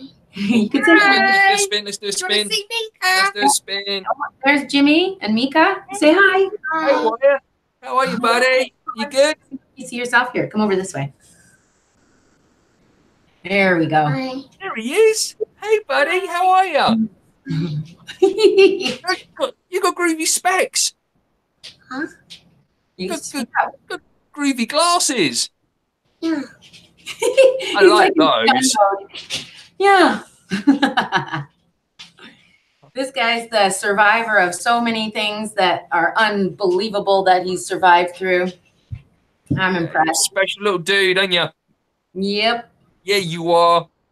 Yeah, he's awesome. And you're always welcome on here when Mummy's here as well. Absolutely. Yeah. Every time, little guy. Okay. Okay. I'm going to give you back to Sarah. See you soon, Wyatt. I'm going to say goodbye to Wyatt. Bye, Wyatt. Wyatt, not Wyatt. Oh, it's nearly as bad as Kenny. I know. Oh my God. Have you noticed how I keep placing the picture in the background for you to look at, Sabrina? Yeah, I love it. I love it. Okay, Stacey has actually just commented that makes a lot of sense, actually. We have a crystal team who who is in a really whirling mode finding his center. Aslan and the team were close. Yeah, that makes complete sense to me as well. There's a lot of work going around. The teen is doing a lot of work. So even if it's not on a conscious level, it certainly is on a subconscious level. And the work that he's doing is internal, and he is internalizing. So because he's going away, the cat's kind of like, what's what? Where are you? Why? What? And doesn't really understand right now why he has to internalize, because cats, they do it on their own, out in front of each other, you know, like they fix each other, they fix themselves. So the cat, Aslan, is just kind of like, this is weird. And then there's another switch with Sarah coming into the family, so that's a little bit weird for him. There's just a whole lot of changes. So takes work. You'll settle now. Yeah. Okay, at the moment, that is all the questions I've got. I have just put a... Oh, here we go. Tinette, Sabrina, do you have any messages from her dad? That's Tinette. Well, the first thing he said was, be careful of the words you use. I don't know if that means every word. I get the feeling it's more like swearing and when to do it kind of thing. Like, it's good to swear, but not, you know, in front of an entire grade 1 class, you know, kind of thing. There was other, he's showing me something to do with a, okay, this is weird. I feel like he's showing me something with a caliper. And a caliper to me is a tool and die tool, and it measures the insides or outsides in fine measurements. So I'm trying to figure out if it's a metaphor or if it's something to do with the caliper itself.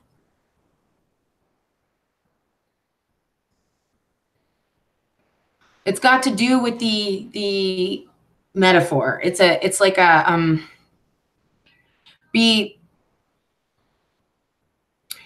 pay close attention. Pay close attention to those around you, to saying certain stuff to certain people. Be ready to back out of a conversation or a conversation that you don't want to be in. Don't stand there and talk. Just turn around and walk away, kind of thing. And of course that he loves you. That comes through all the time. He loves you very much. And there's some things that he wanted to say that he would like you to know, that you, Tinette, he would like you to know that every single word you say, no matter whether it's through tears or through happiness, through giggles, through memories, he is hearing them all, and he is thankful that you still include him in your thoughts, in your stories, in your life. And this is what is going to keep him with you. There's some personal stuff in there. I'm not going to say it on here, but I think it's something that Tinette needs to hear at some point. Okay. I'm sure you'll make contact with her. Yeah. Get in touch with me, Tinette. Okay. Pat has asked, what's this year going to be like for you? I believe it was aimed at you anyway. What's this year going to be like for me? I believe so. Them? What's this year going to be like for you? That's all he's put. Lots of in and outs. Oops. For me, amazing. I think so. It's going to be amazing. It's going to be unicorns and mermaids. And for you. Okay. I think it's going to be great. I'm really hoping that that these things that I've been seeing are going to come true. I've been seeing lots of visions lately. I have a dream home, a dream property in my head, and I've been getting lots of visions and feedback from them that is telling me that that's pretty close. I'm trying to figure out how, but whatever. I just let it come to me when it comes to me, and then I feed that. But I'm really hoping that at some point this year, there will be something that manifests to do with this property, because we're, in my mind, it's incredibly healing, incredibly. Not just healing, but interesting. It's like the place where people are going to come to do this type of work, like this type of fun, you know, chit chats, whatever. I feel like it's really going to open up the connections, the communications. Other than that, I'm really, really excited to get, I've spoken about it quite a few times about the Trinity that I'm involved with the other two ladies. And I'm really excited to get that going. I cannot wait to start that as a treatment. However we're going to do it, we're still processing the information that we get. There's lots of talents that all three of us have. And the one thing is for sure that when we three get together and we have an intention, it turns into reality. So it's incredibly exciting. I can't wait. I'm looking forward to this year. Brilliant. Kelly has asked, any messages from her grandfather?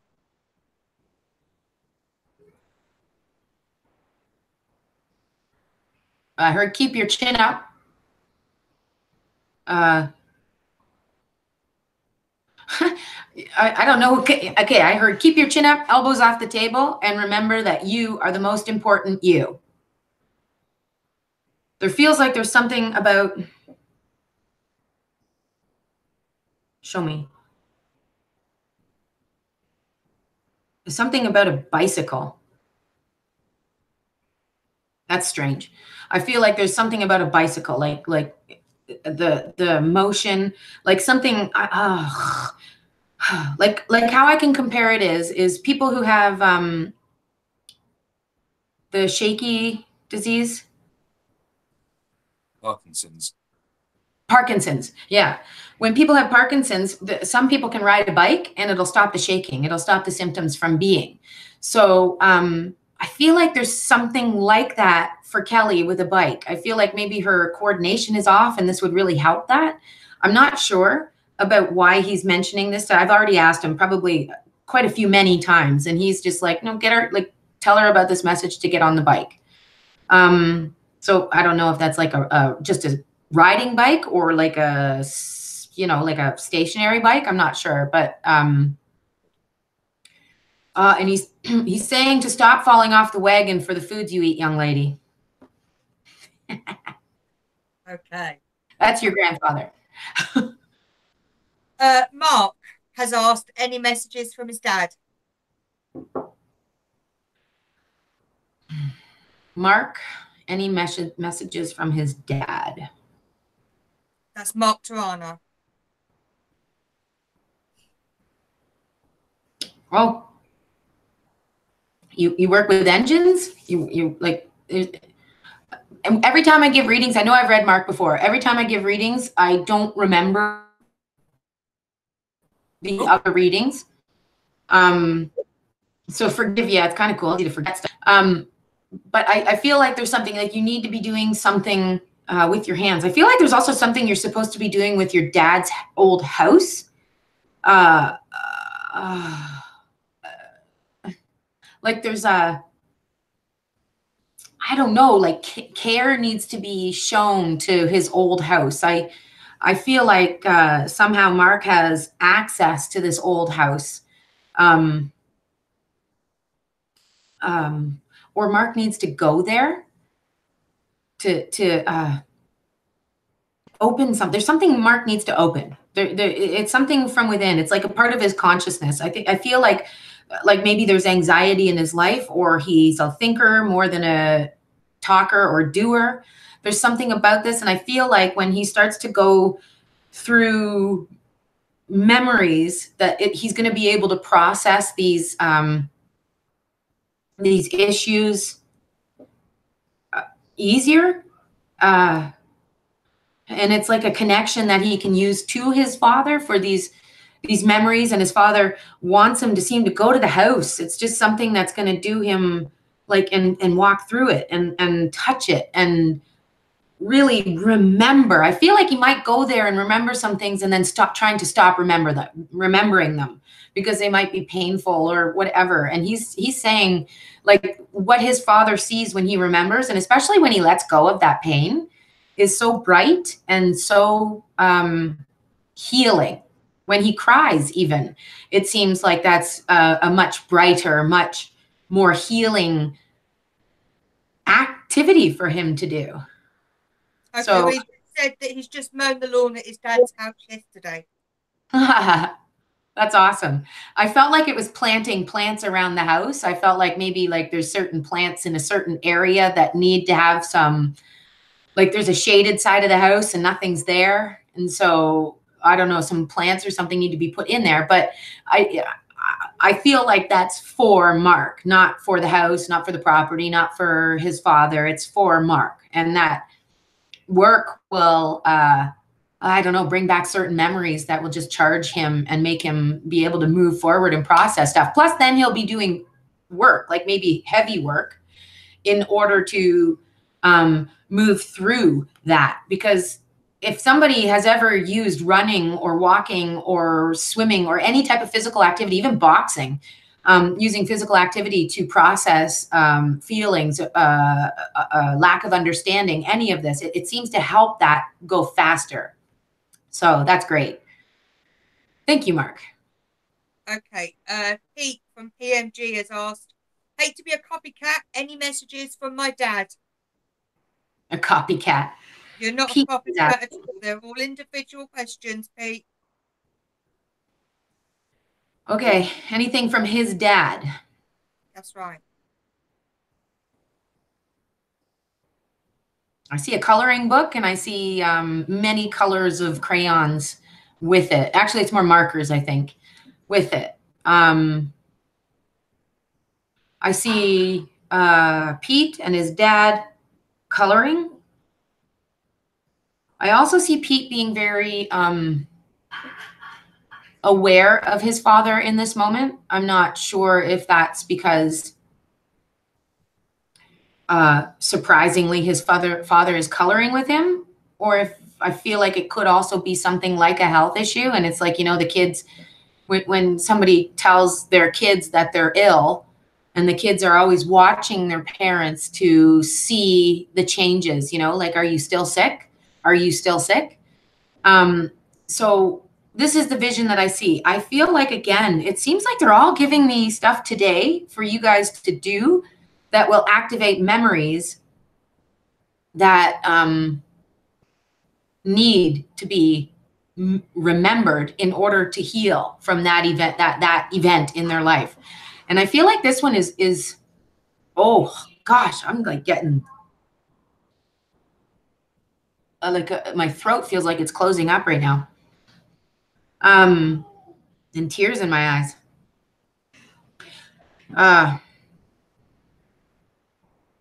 Well, Pete, you might be the first one to make me cry on here.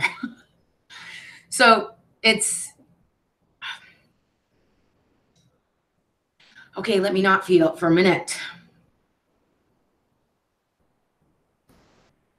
I feel like it's a feeling of heavy loss. And to do certain child-like activities, like coloring a book. Oh, my heart is going. Good job, Pete. Way to go. I'm really connected to your father and you guys here. You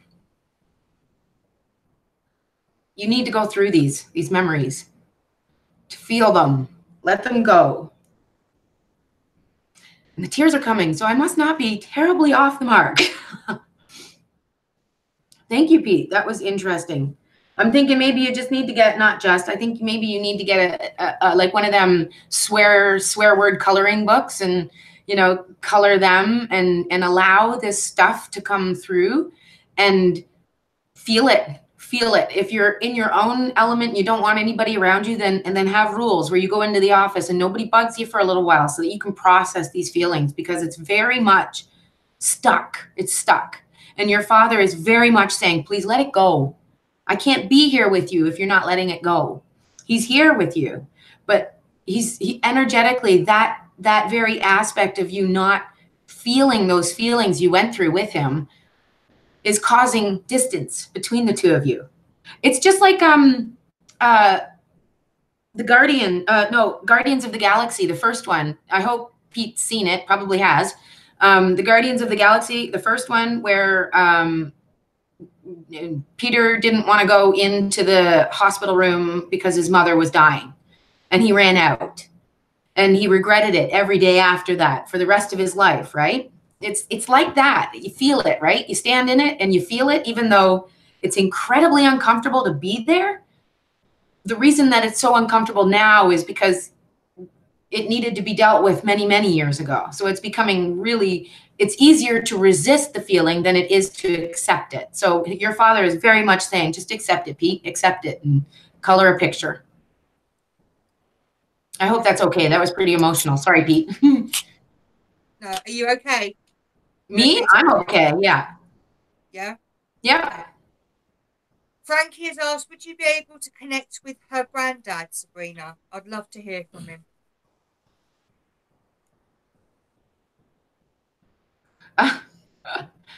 Such interesting images I get today. So your grandfather shows me, you're welcome, Pete.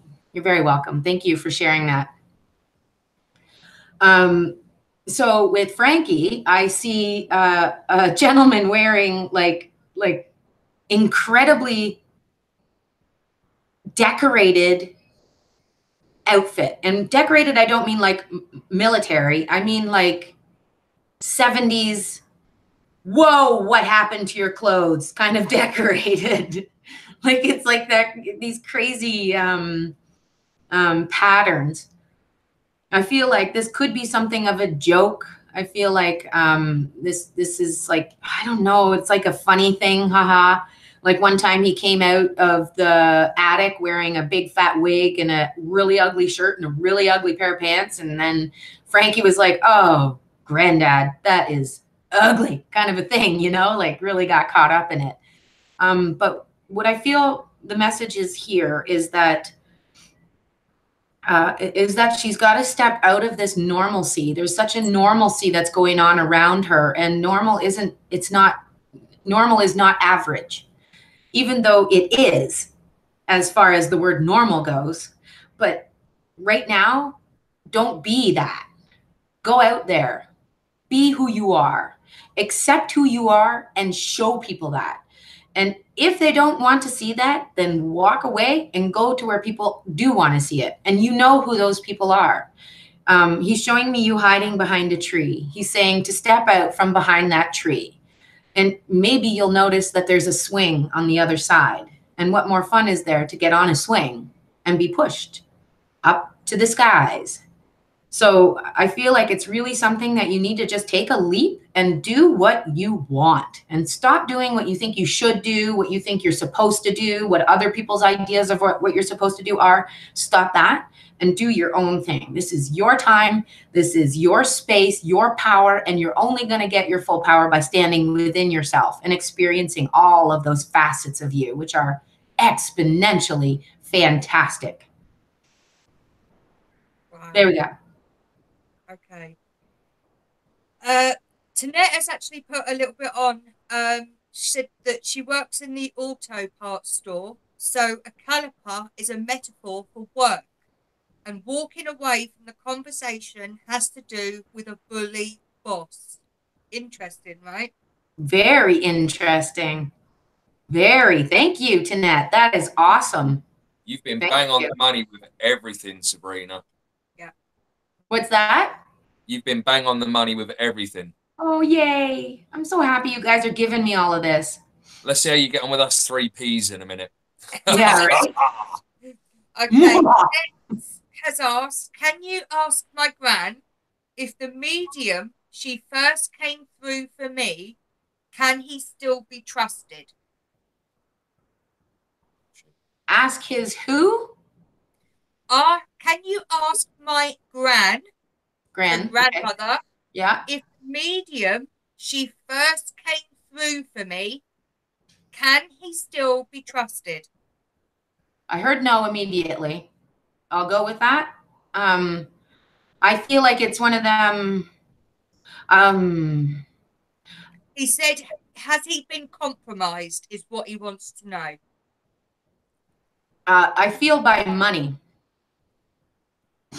I feel like remember how we were talking and Jimmy said that I don't look like I am who I am. When you look at me, you don't see what I can do. I feel like he's the opposite. He looks like he should be doing what he's doing, but he's doing it for a very limited reason, which I feel is something like money or ego, like getting him out there and everybody looking at him, kind of a thing. So I don't think I don't know that he's like a super bad person, but I feel like it's just kind of one of those situations where discernment is a good tool. Snake oil salesman. Yeah, exactly. Exactly. I still want to answer that question before. Somebody had asked me if I had ever run into anything evil or. Yeah, that was Frankie. Yeah. Okay. I want to answer that question, Frankie, because it came back to me. And if it comes back to me, then I should answer it. No. Yes, I have. I've come across things that people perceive as evil. But what they are, in my understanding, is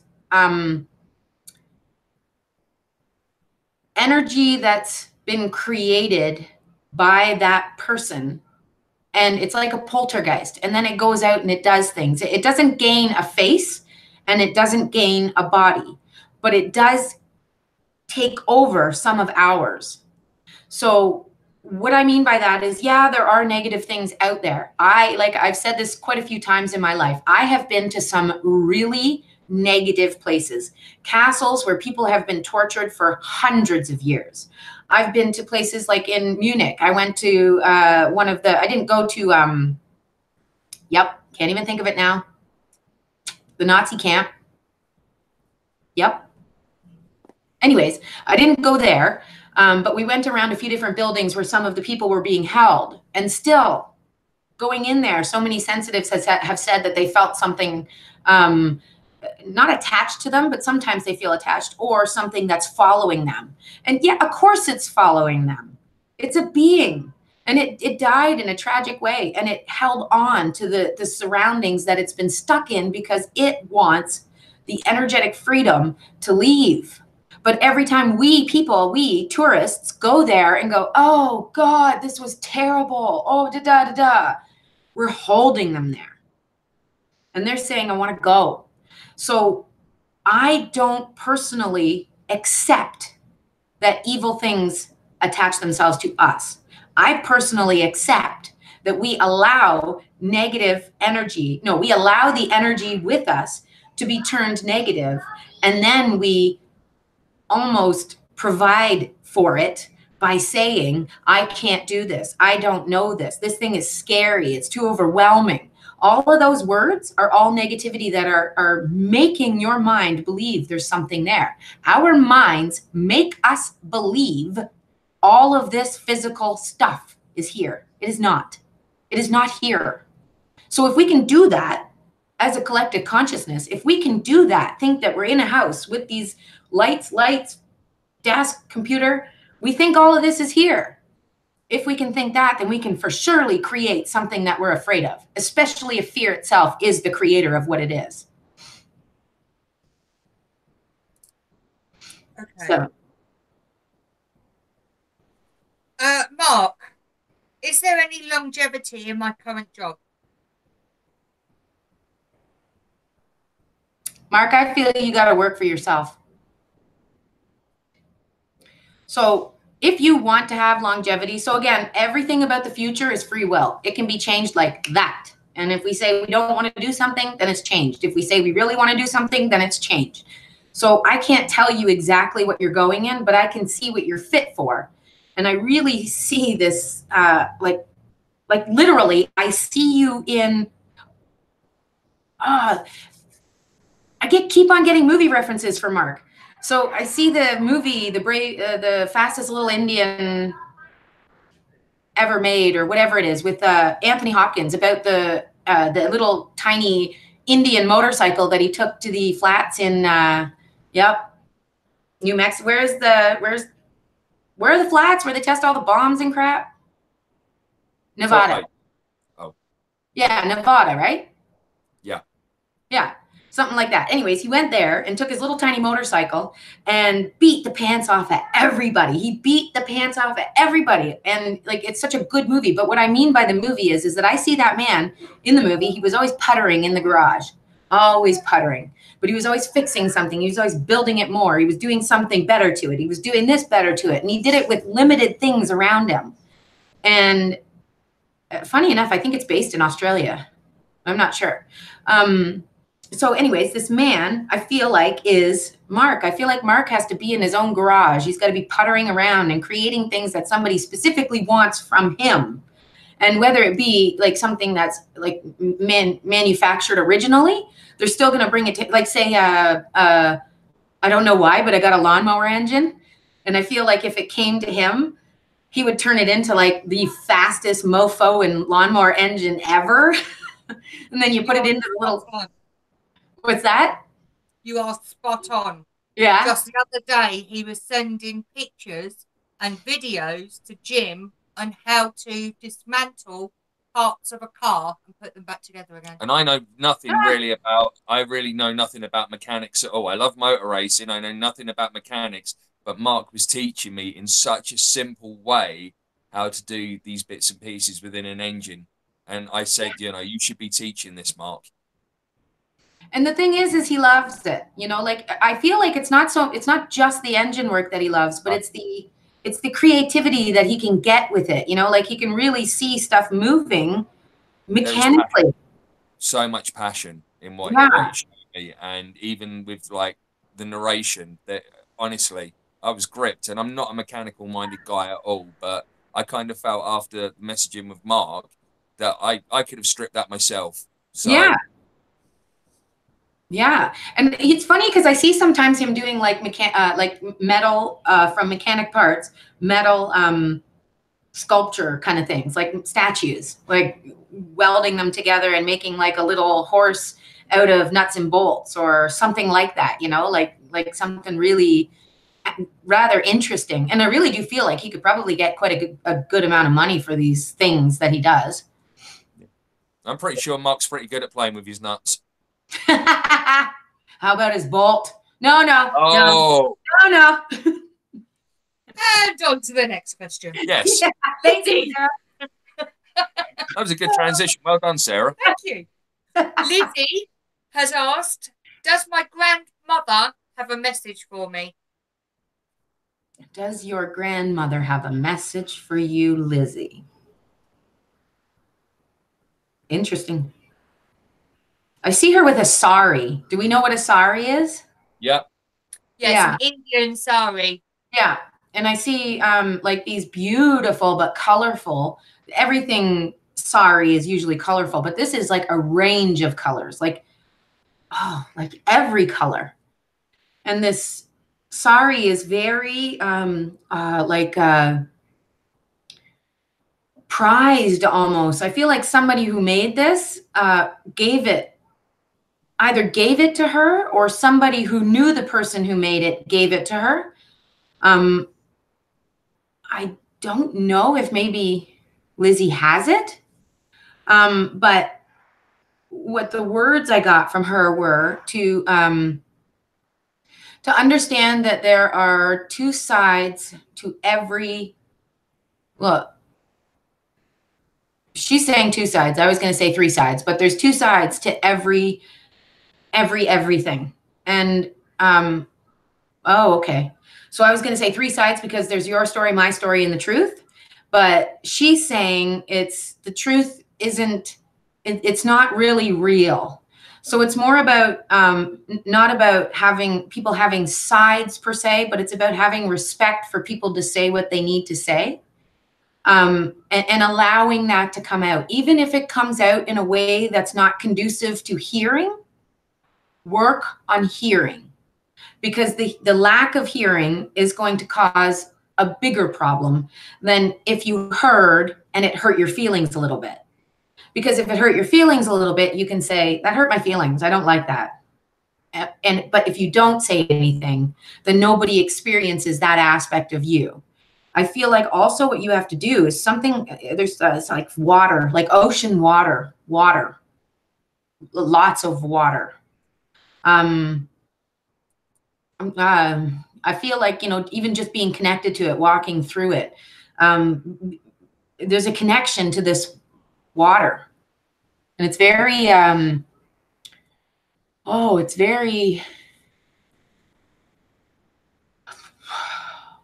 warm and healing, but there's something else to it. It's almost like I want to put on a mask, underwater mask, and look at things inside the water and like find like literally what I'm seeing is little pieces of algae floating by, tiny little pieces of algae.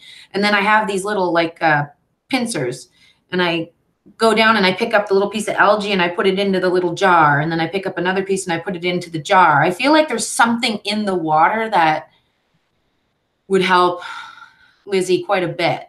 Maybe it's grounding, I feel, because some people, especially if they're water signs, some people really find water to be that thing that keeps them here, because water people are usually really fluid people. We can move easily through conversations, but then we can also get trapped and feel like we've got to move around them at times. And I feel like maybe what she needs to do is to just vastly ground to such a massive body, and then be able to get this beneficial healing of sorts from it. I feel like it's also it's a conductive thing. Like put your thoughts out to the universe by standing in water. Okay. Right. Okay, Mika's got a couple of questions before I go back to the chat. Absolutely. Oh, hello. Oh, trying to do this one-handed. It's not easy. Right, okay. Two-handed it is. I know. Not often I get to use both hands. Right. Right, Mika. Hello. What have you got? So basically, I had this dog called Safi, and ever since I was born, she was with me. Ever since I was 1 or 2, she was with me. Now, what I want to ask is, has she got any message for me? Yeah, stop kicking in your sleep. That's one of them. I don't know why she's telling you to walk lightly. So, so maybe you have heavy feet. Maybe when you walk, you have heavy footfalls, and Stamping up and down the stairs. I feel like that's something that's causing. I feel like you guys might be attached to homes, and that's being heard through the different homes. Strange, but she also says, I wasn't sure what happened there. She also says I feel like sometimes the dreams are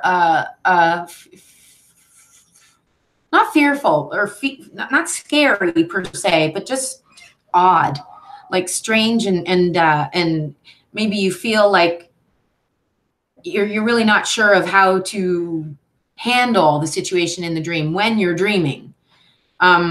She's sitting here on the end of your bed. I can see, like, kind of with her feet hanging off, but then the rest of her body, her front feet are hanging off, but the rest of her body are kind of going around your feet, like around your feet, almost like a horseshoe. And she's trying to tell you that she's there, and that your issues, like the confusion sometimes with your dreams is because you're not connected to things that are here when you're in your dreams. So what she does is she lays down there and she connects you to the things that are here. Even though she's not here physically, she's here with you. And so every night she goes on your bed. She's like your guardian, your dream catcher, or your dream grounder. And she keeps you sort of moving through your dreams with processing ability, where you can actually, maybe you don't think you understood the dream, but your soul really did understand the dream. Well, yeah, because if you ever watched Poet Anderson,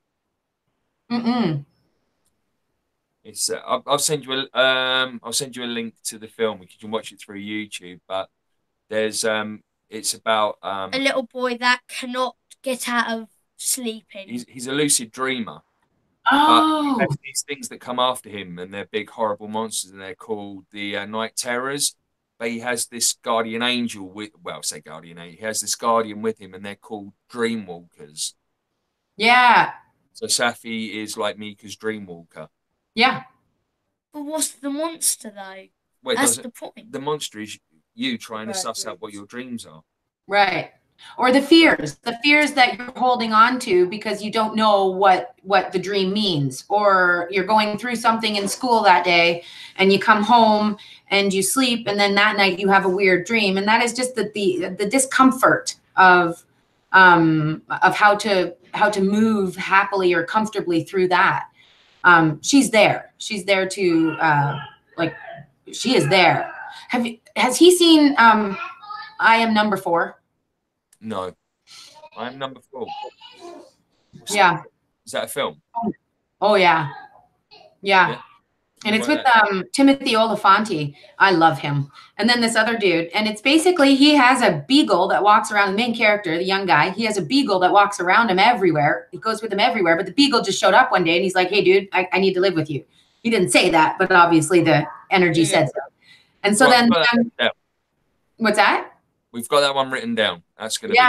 Well, you just check to see the rating first. I don't know if it's, I'm sure he can handle it, but just check it, whatever. Hey, I have to say it. I have to say it.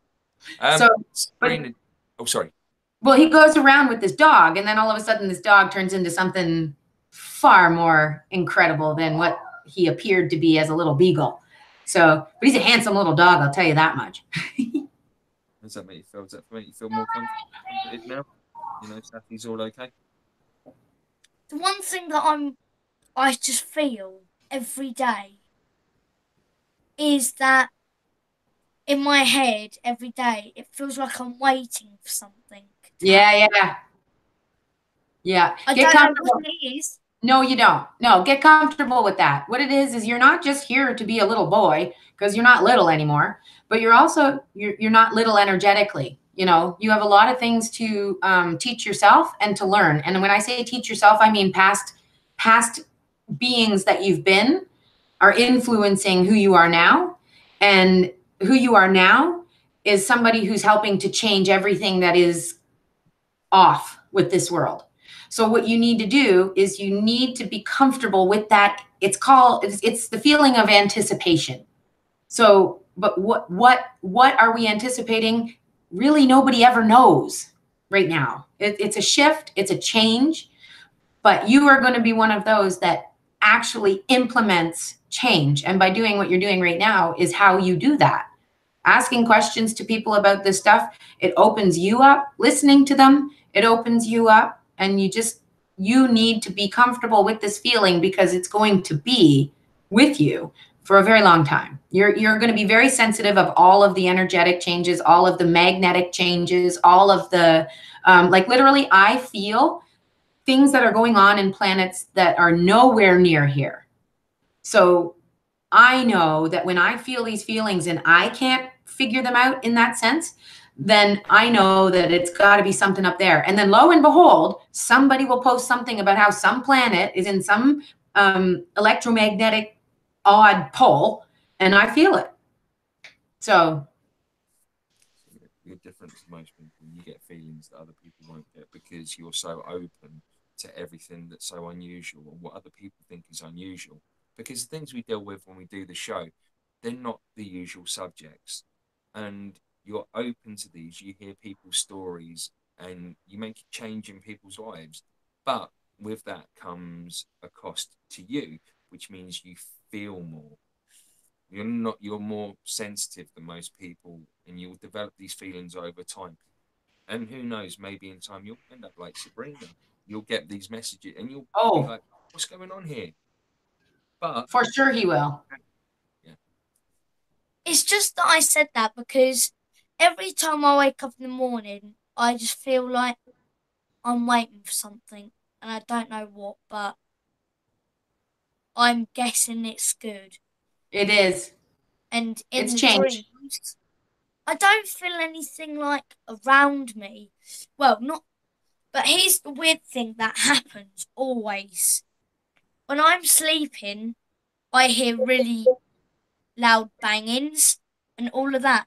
And then what happens is then suddenly I feel like I'm being surrounded by a lot of people. It feels like what, 6, 7, or 8 people. Now, how many people have we lost from our family? We've only lost 3. So I don't know where the other couple have came from. Unless they're my ancestors. But I don't think anyone died when I was born. No. I was able to see Uncle Tony in time. But what you've also got to remember as well is Daddy's best friend was born in this house, wasn't he? Oh yeah. And yeah, and you're somebody who is important, and so what you need to understand is that you have the ability to control that situation. And by doing that, if you're uncomfortable, you say to every single one of them, even if you look at nothing, just look at nothing, but make it seem like you're looking at somebody in your mind's eye, see somebody there, or just at least a shadow of a person, and say to them, right now, this is enough. If you don't want it. And when you say that, now you'll have to say it maybe a few times because they're going to challenge you, but you have so much ability to make them hear you. So when you wake up, if it's that moment you wake up, then if you're okay with whatever they're doing, then thank you. That was a good night's sleep. I appreciate it. If you're not feeling comfortable with it, then you say, this is enough for now. I don't need you here. So, but if you ever watch some of our Sandia stuff in the past, I have told one of my favourite ones. I was asleep and I had this really weird dream that Radar and Peter were around and they were having a party. Now the next day I told the exact same dream to Mum, but then at the end I saw a flash of light and I could actually see it in my eye. Mm-hmm. And then when I see it, I was just like, Mum, you've got to text them. Because they were there. And they were there. Yeah. Yeah. And see, this is what I mean. You're not, like, you have so much power. They hear you, they understand you, they respect you, but what they don't want to do is scare you. So you have that power to say, if it's, again, anybody, if you want them there, keep them there. And if you ask for them to come, then accept and expect that they will come. But if you're uncomfortable at any point in time, literally, you close your eyes and you say, I don't want this anymore, or I don't want this right now, or whatever the feeling is. So the reason I don't see negativity, I've taken negativity out of people. I've taken things that probably look weird out of people. But the problem is they did the same stuff after I took that stuff out of them, the same stuff that caused it to be there. So you have the ability to be able to see what you need to change. So you could learn from these meetings. If you feel comfortable with them, you can learn from them. You can even ask questions at some point. But know that if ever you feel uncomfortable, you have every right to say, I've had enough for now. And you need to go, or I'm telling you to get out of here, or whatever it is. But don't get angry. Don't go and yell at it. But be sure when you say it, it's like when you're talking to your friend and they're like, hey, do you want me to punch you in the arm? And you're like, no. That kind of a voice. That's assertive. Well, thank you for the advice. I will use it. You're welcome. Thanks for being awesome. You're welcome. Do you have anything from my best friend, Sabrina? Yes.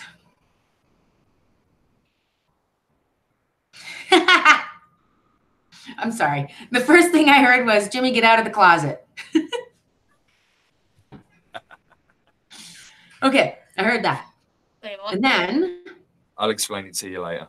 Okay. Is there something about music? No, I'm not asking. Don't answer that. There's something about music, like guitar or or drums. I feel like there's something where you can move while you're playing, and but it hasn't been a big part of your life, something like that. I even see the harmonica.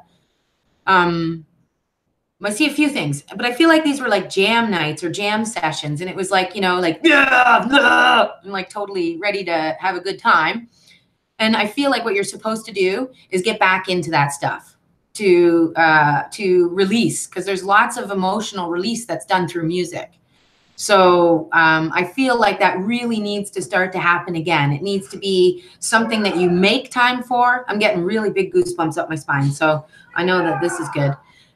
It's something that you have to make time for. It's something that nobody is allowed to stop you from doing.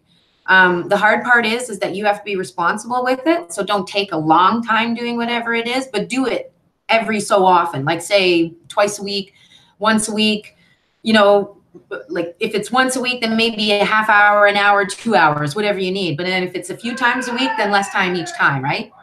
Right. So, No worries, yeah, I feel like you really need to get back into that jam session stuff. Lovely. Thank you, Sabrina. You're welcome.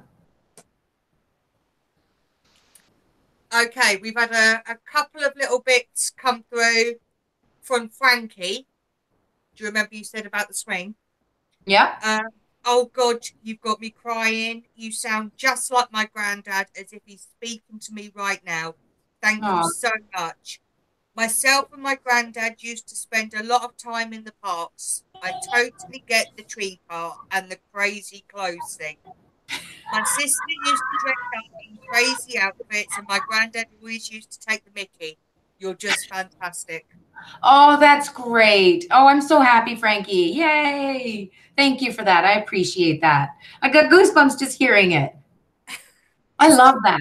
The feedback, it's amazing. Yeah, I love it. Pat has asked any message from his grandma. Well, she doesn't like your beard. She's cheeky. I like that. I don't like his beard. Tell him to cut it off. No. There's something. Oh, it's words. There's a thing this today. It's words. It's almost like stop putting energy in the place of words. So like almost like stop getting angry because you're not able to say it. Say it. Just say it. Don't ask permission from the universe. The universe is making you work hard so you can say it. Because again, it needs to be, you need to feel free. And in order to feel free, you need to be able to say what you feel in a manner where people can hear you. And I feel like it's just like, even if it's not anger, it could be like inside anger, like it goes inside and towards yourself. But she's sassy, like sassy. I like her. There was something specific she just wanted to say. Oh, she showed me a rug. Like it looks like a magic carpet kind of thing. Like it looks like it might be a Persian rug, something that was like, again, handmade. I feel like it's in hiding or something. Like maybe it's put away, rolled up or something. Like there's something about a rug. Or even a tapestry. Maybe even a tapestry. I see it hanging on the wall. Anyways, unless it's a metaphor. If it's a metaphor, then what she means is take some stuff out of the dusty part of your brain, and utilize them for this situation of using your voice. If it's not a metaphor, then she really wants this tapestry or rug to be taken out and shown, because I feel like there was a lot of work put into this and she appreciated that work. I feel like she's a person who appreciated people who worked really effing hard and really liked when they got what they wanted. what they needed mostly, but what they wanted, because, you know, these type of people work hard for what they want, and they stay focused, and they do things that a lot of people think is too hard to do. But she had so much respect for those people, lots of it. And I feel like she used to wave something around when she was sarcastically pissy, you know, like kind of like the you know, Goonie Goo Goo from what's his name, Eddie Murphy, when his mother or grandmother used to throw the shoe. I feel like it's something like that. It's awesome. She's a cheeky. I love her. She's sassy as all get out. Oh, Pat has said there'll be no beard cutting. Sorry, Gran. I figured it is like 4 feet long, so you know. Oh, that's awesome. Okay. Frankie has asked another question. What are your views on psychic Sallies at the local events? Do you think they're genuine? I don't know Psychic Sally. No, I think it's more of a UK thing, isn't it? Yeah, it's a UK thing. It's sort of like a lot of these sort of like psychics that turn up at fairs and things like that. Oh. Now, before I knew that I was this, like before I knew it wasn't everything everybody else felt, I went to a psychic fair and I felt so much competition there. And I mean, like, I'm a competitive rider. And I will compete when it comes to sports, but when it comes to friendships or me giving you money for a service, I won't compete for that crap ever. And I felt like a lot of that was competition. So I think I would say, in my own personal opinion, probably half of the people don't really know what they're doing and don't know that they're doing like what they do has an energetic ripple, and are a little bit irresponsible with how and what they do. And then there are probably others that are kind of caught up in that negativity because of the competition that's going on around them. But those others are probably really good at what they do. So I think it's a 50-50 chance, you know, or a 70-30 chance, 70% being real, 30% being authentic. That's how I feel. I don't know what it's like in the UK, but. Okay. Well, that was the last question from the chat room. The last question that I do want to ask, seeing as Mika and both Jim have asked a question, is, do you have any messages from any of my grandparents? Any messages for Sarah from her grandparents? You need better shoes. You need to, I'm feeling like you need to walk, and you need to use better shoes while you're walking. Like better shoes, like not typical going, oh, look at these $400 running shoes. Not like that. More like almost orthopedic kind of things, like stuff with soles specifically made for your feet. Stuff that, but you also need to have a good pair of running shoes to put these into. But I really feel like it's really about taking care of your feet. There's a lot of references that I'm seeing to feet. I'm seeing a gentleman, oddly enough, eating porridge. What do you guys call that? Oatmeal? Porridge? Porridge. I see a gentleman eating porridge. I see that there's a lot of brown sugar in there. But he chuckles about it. When he chuckles, I see no teeth. A couple of teeth missing. But he's like, and he shows them off because he knows they're funny looking. Sorry, Sarah, I'm going to say it. One of your grandparents had an interesting smell. I feel like it was like they were such a nice person that you couldn't ever say, you don't smell good. But they know it, you know, they knew it and they know it. And half of the reason was that they chose not to change that aspect of them, which I feel like it was a grandmother, was because it's like, you can't tell me what to do. You can't make me change because you're saying, I think you stink. She'd be like, I can stink all I want. And if you don't like it, you can leave.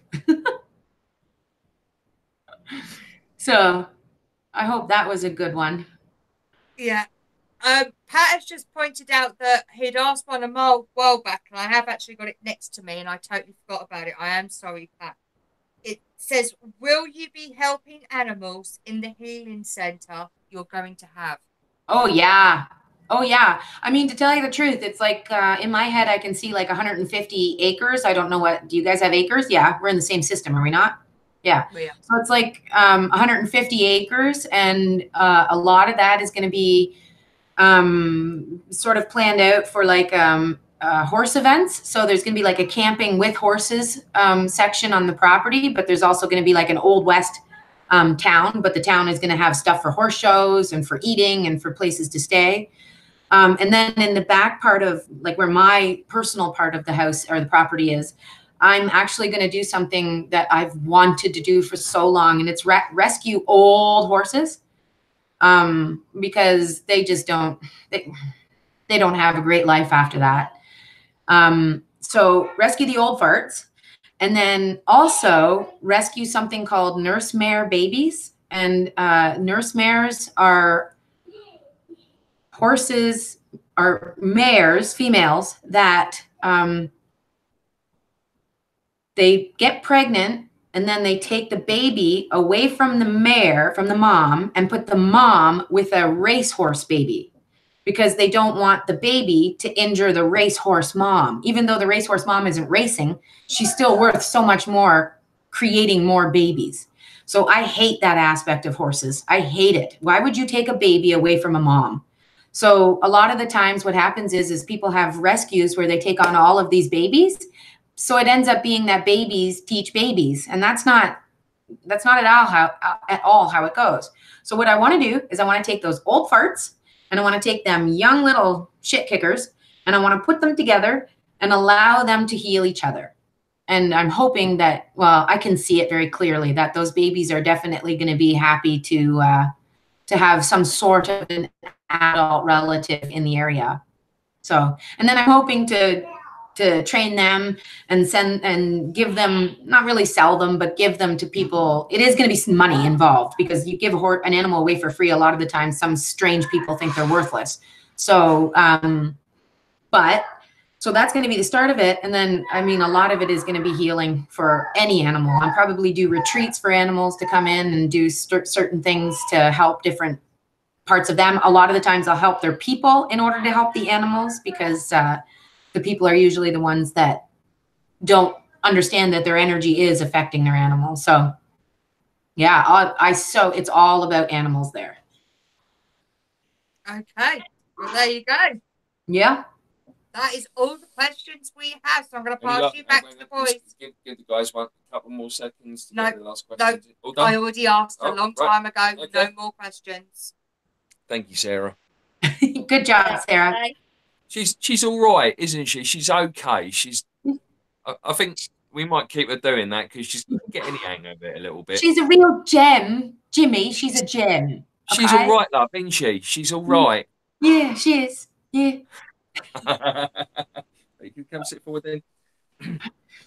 Right. Well, Sabrina, it's now not far off 11 p.m. our time, so it's cool with you. We're going to do a wrap now. Yep, absolutely. Yep. And I think we don't have the materials to actually make wraps, sadly.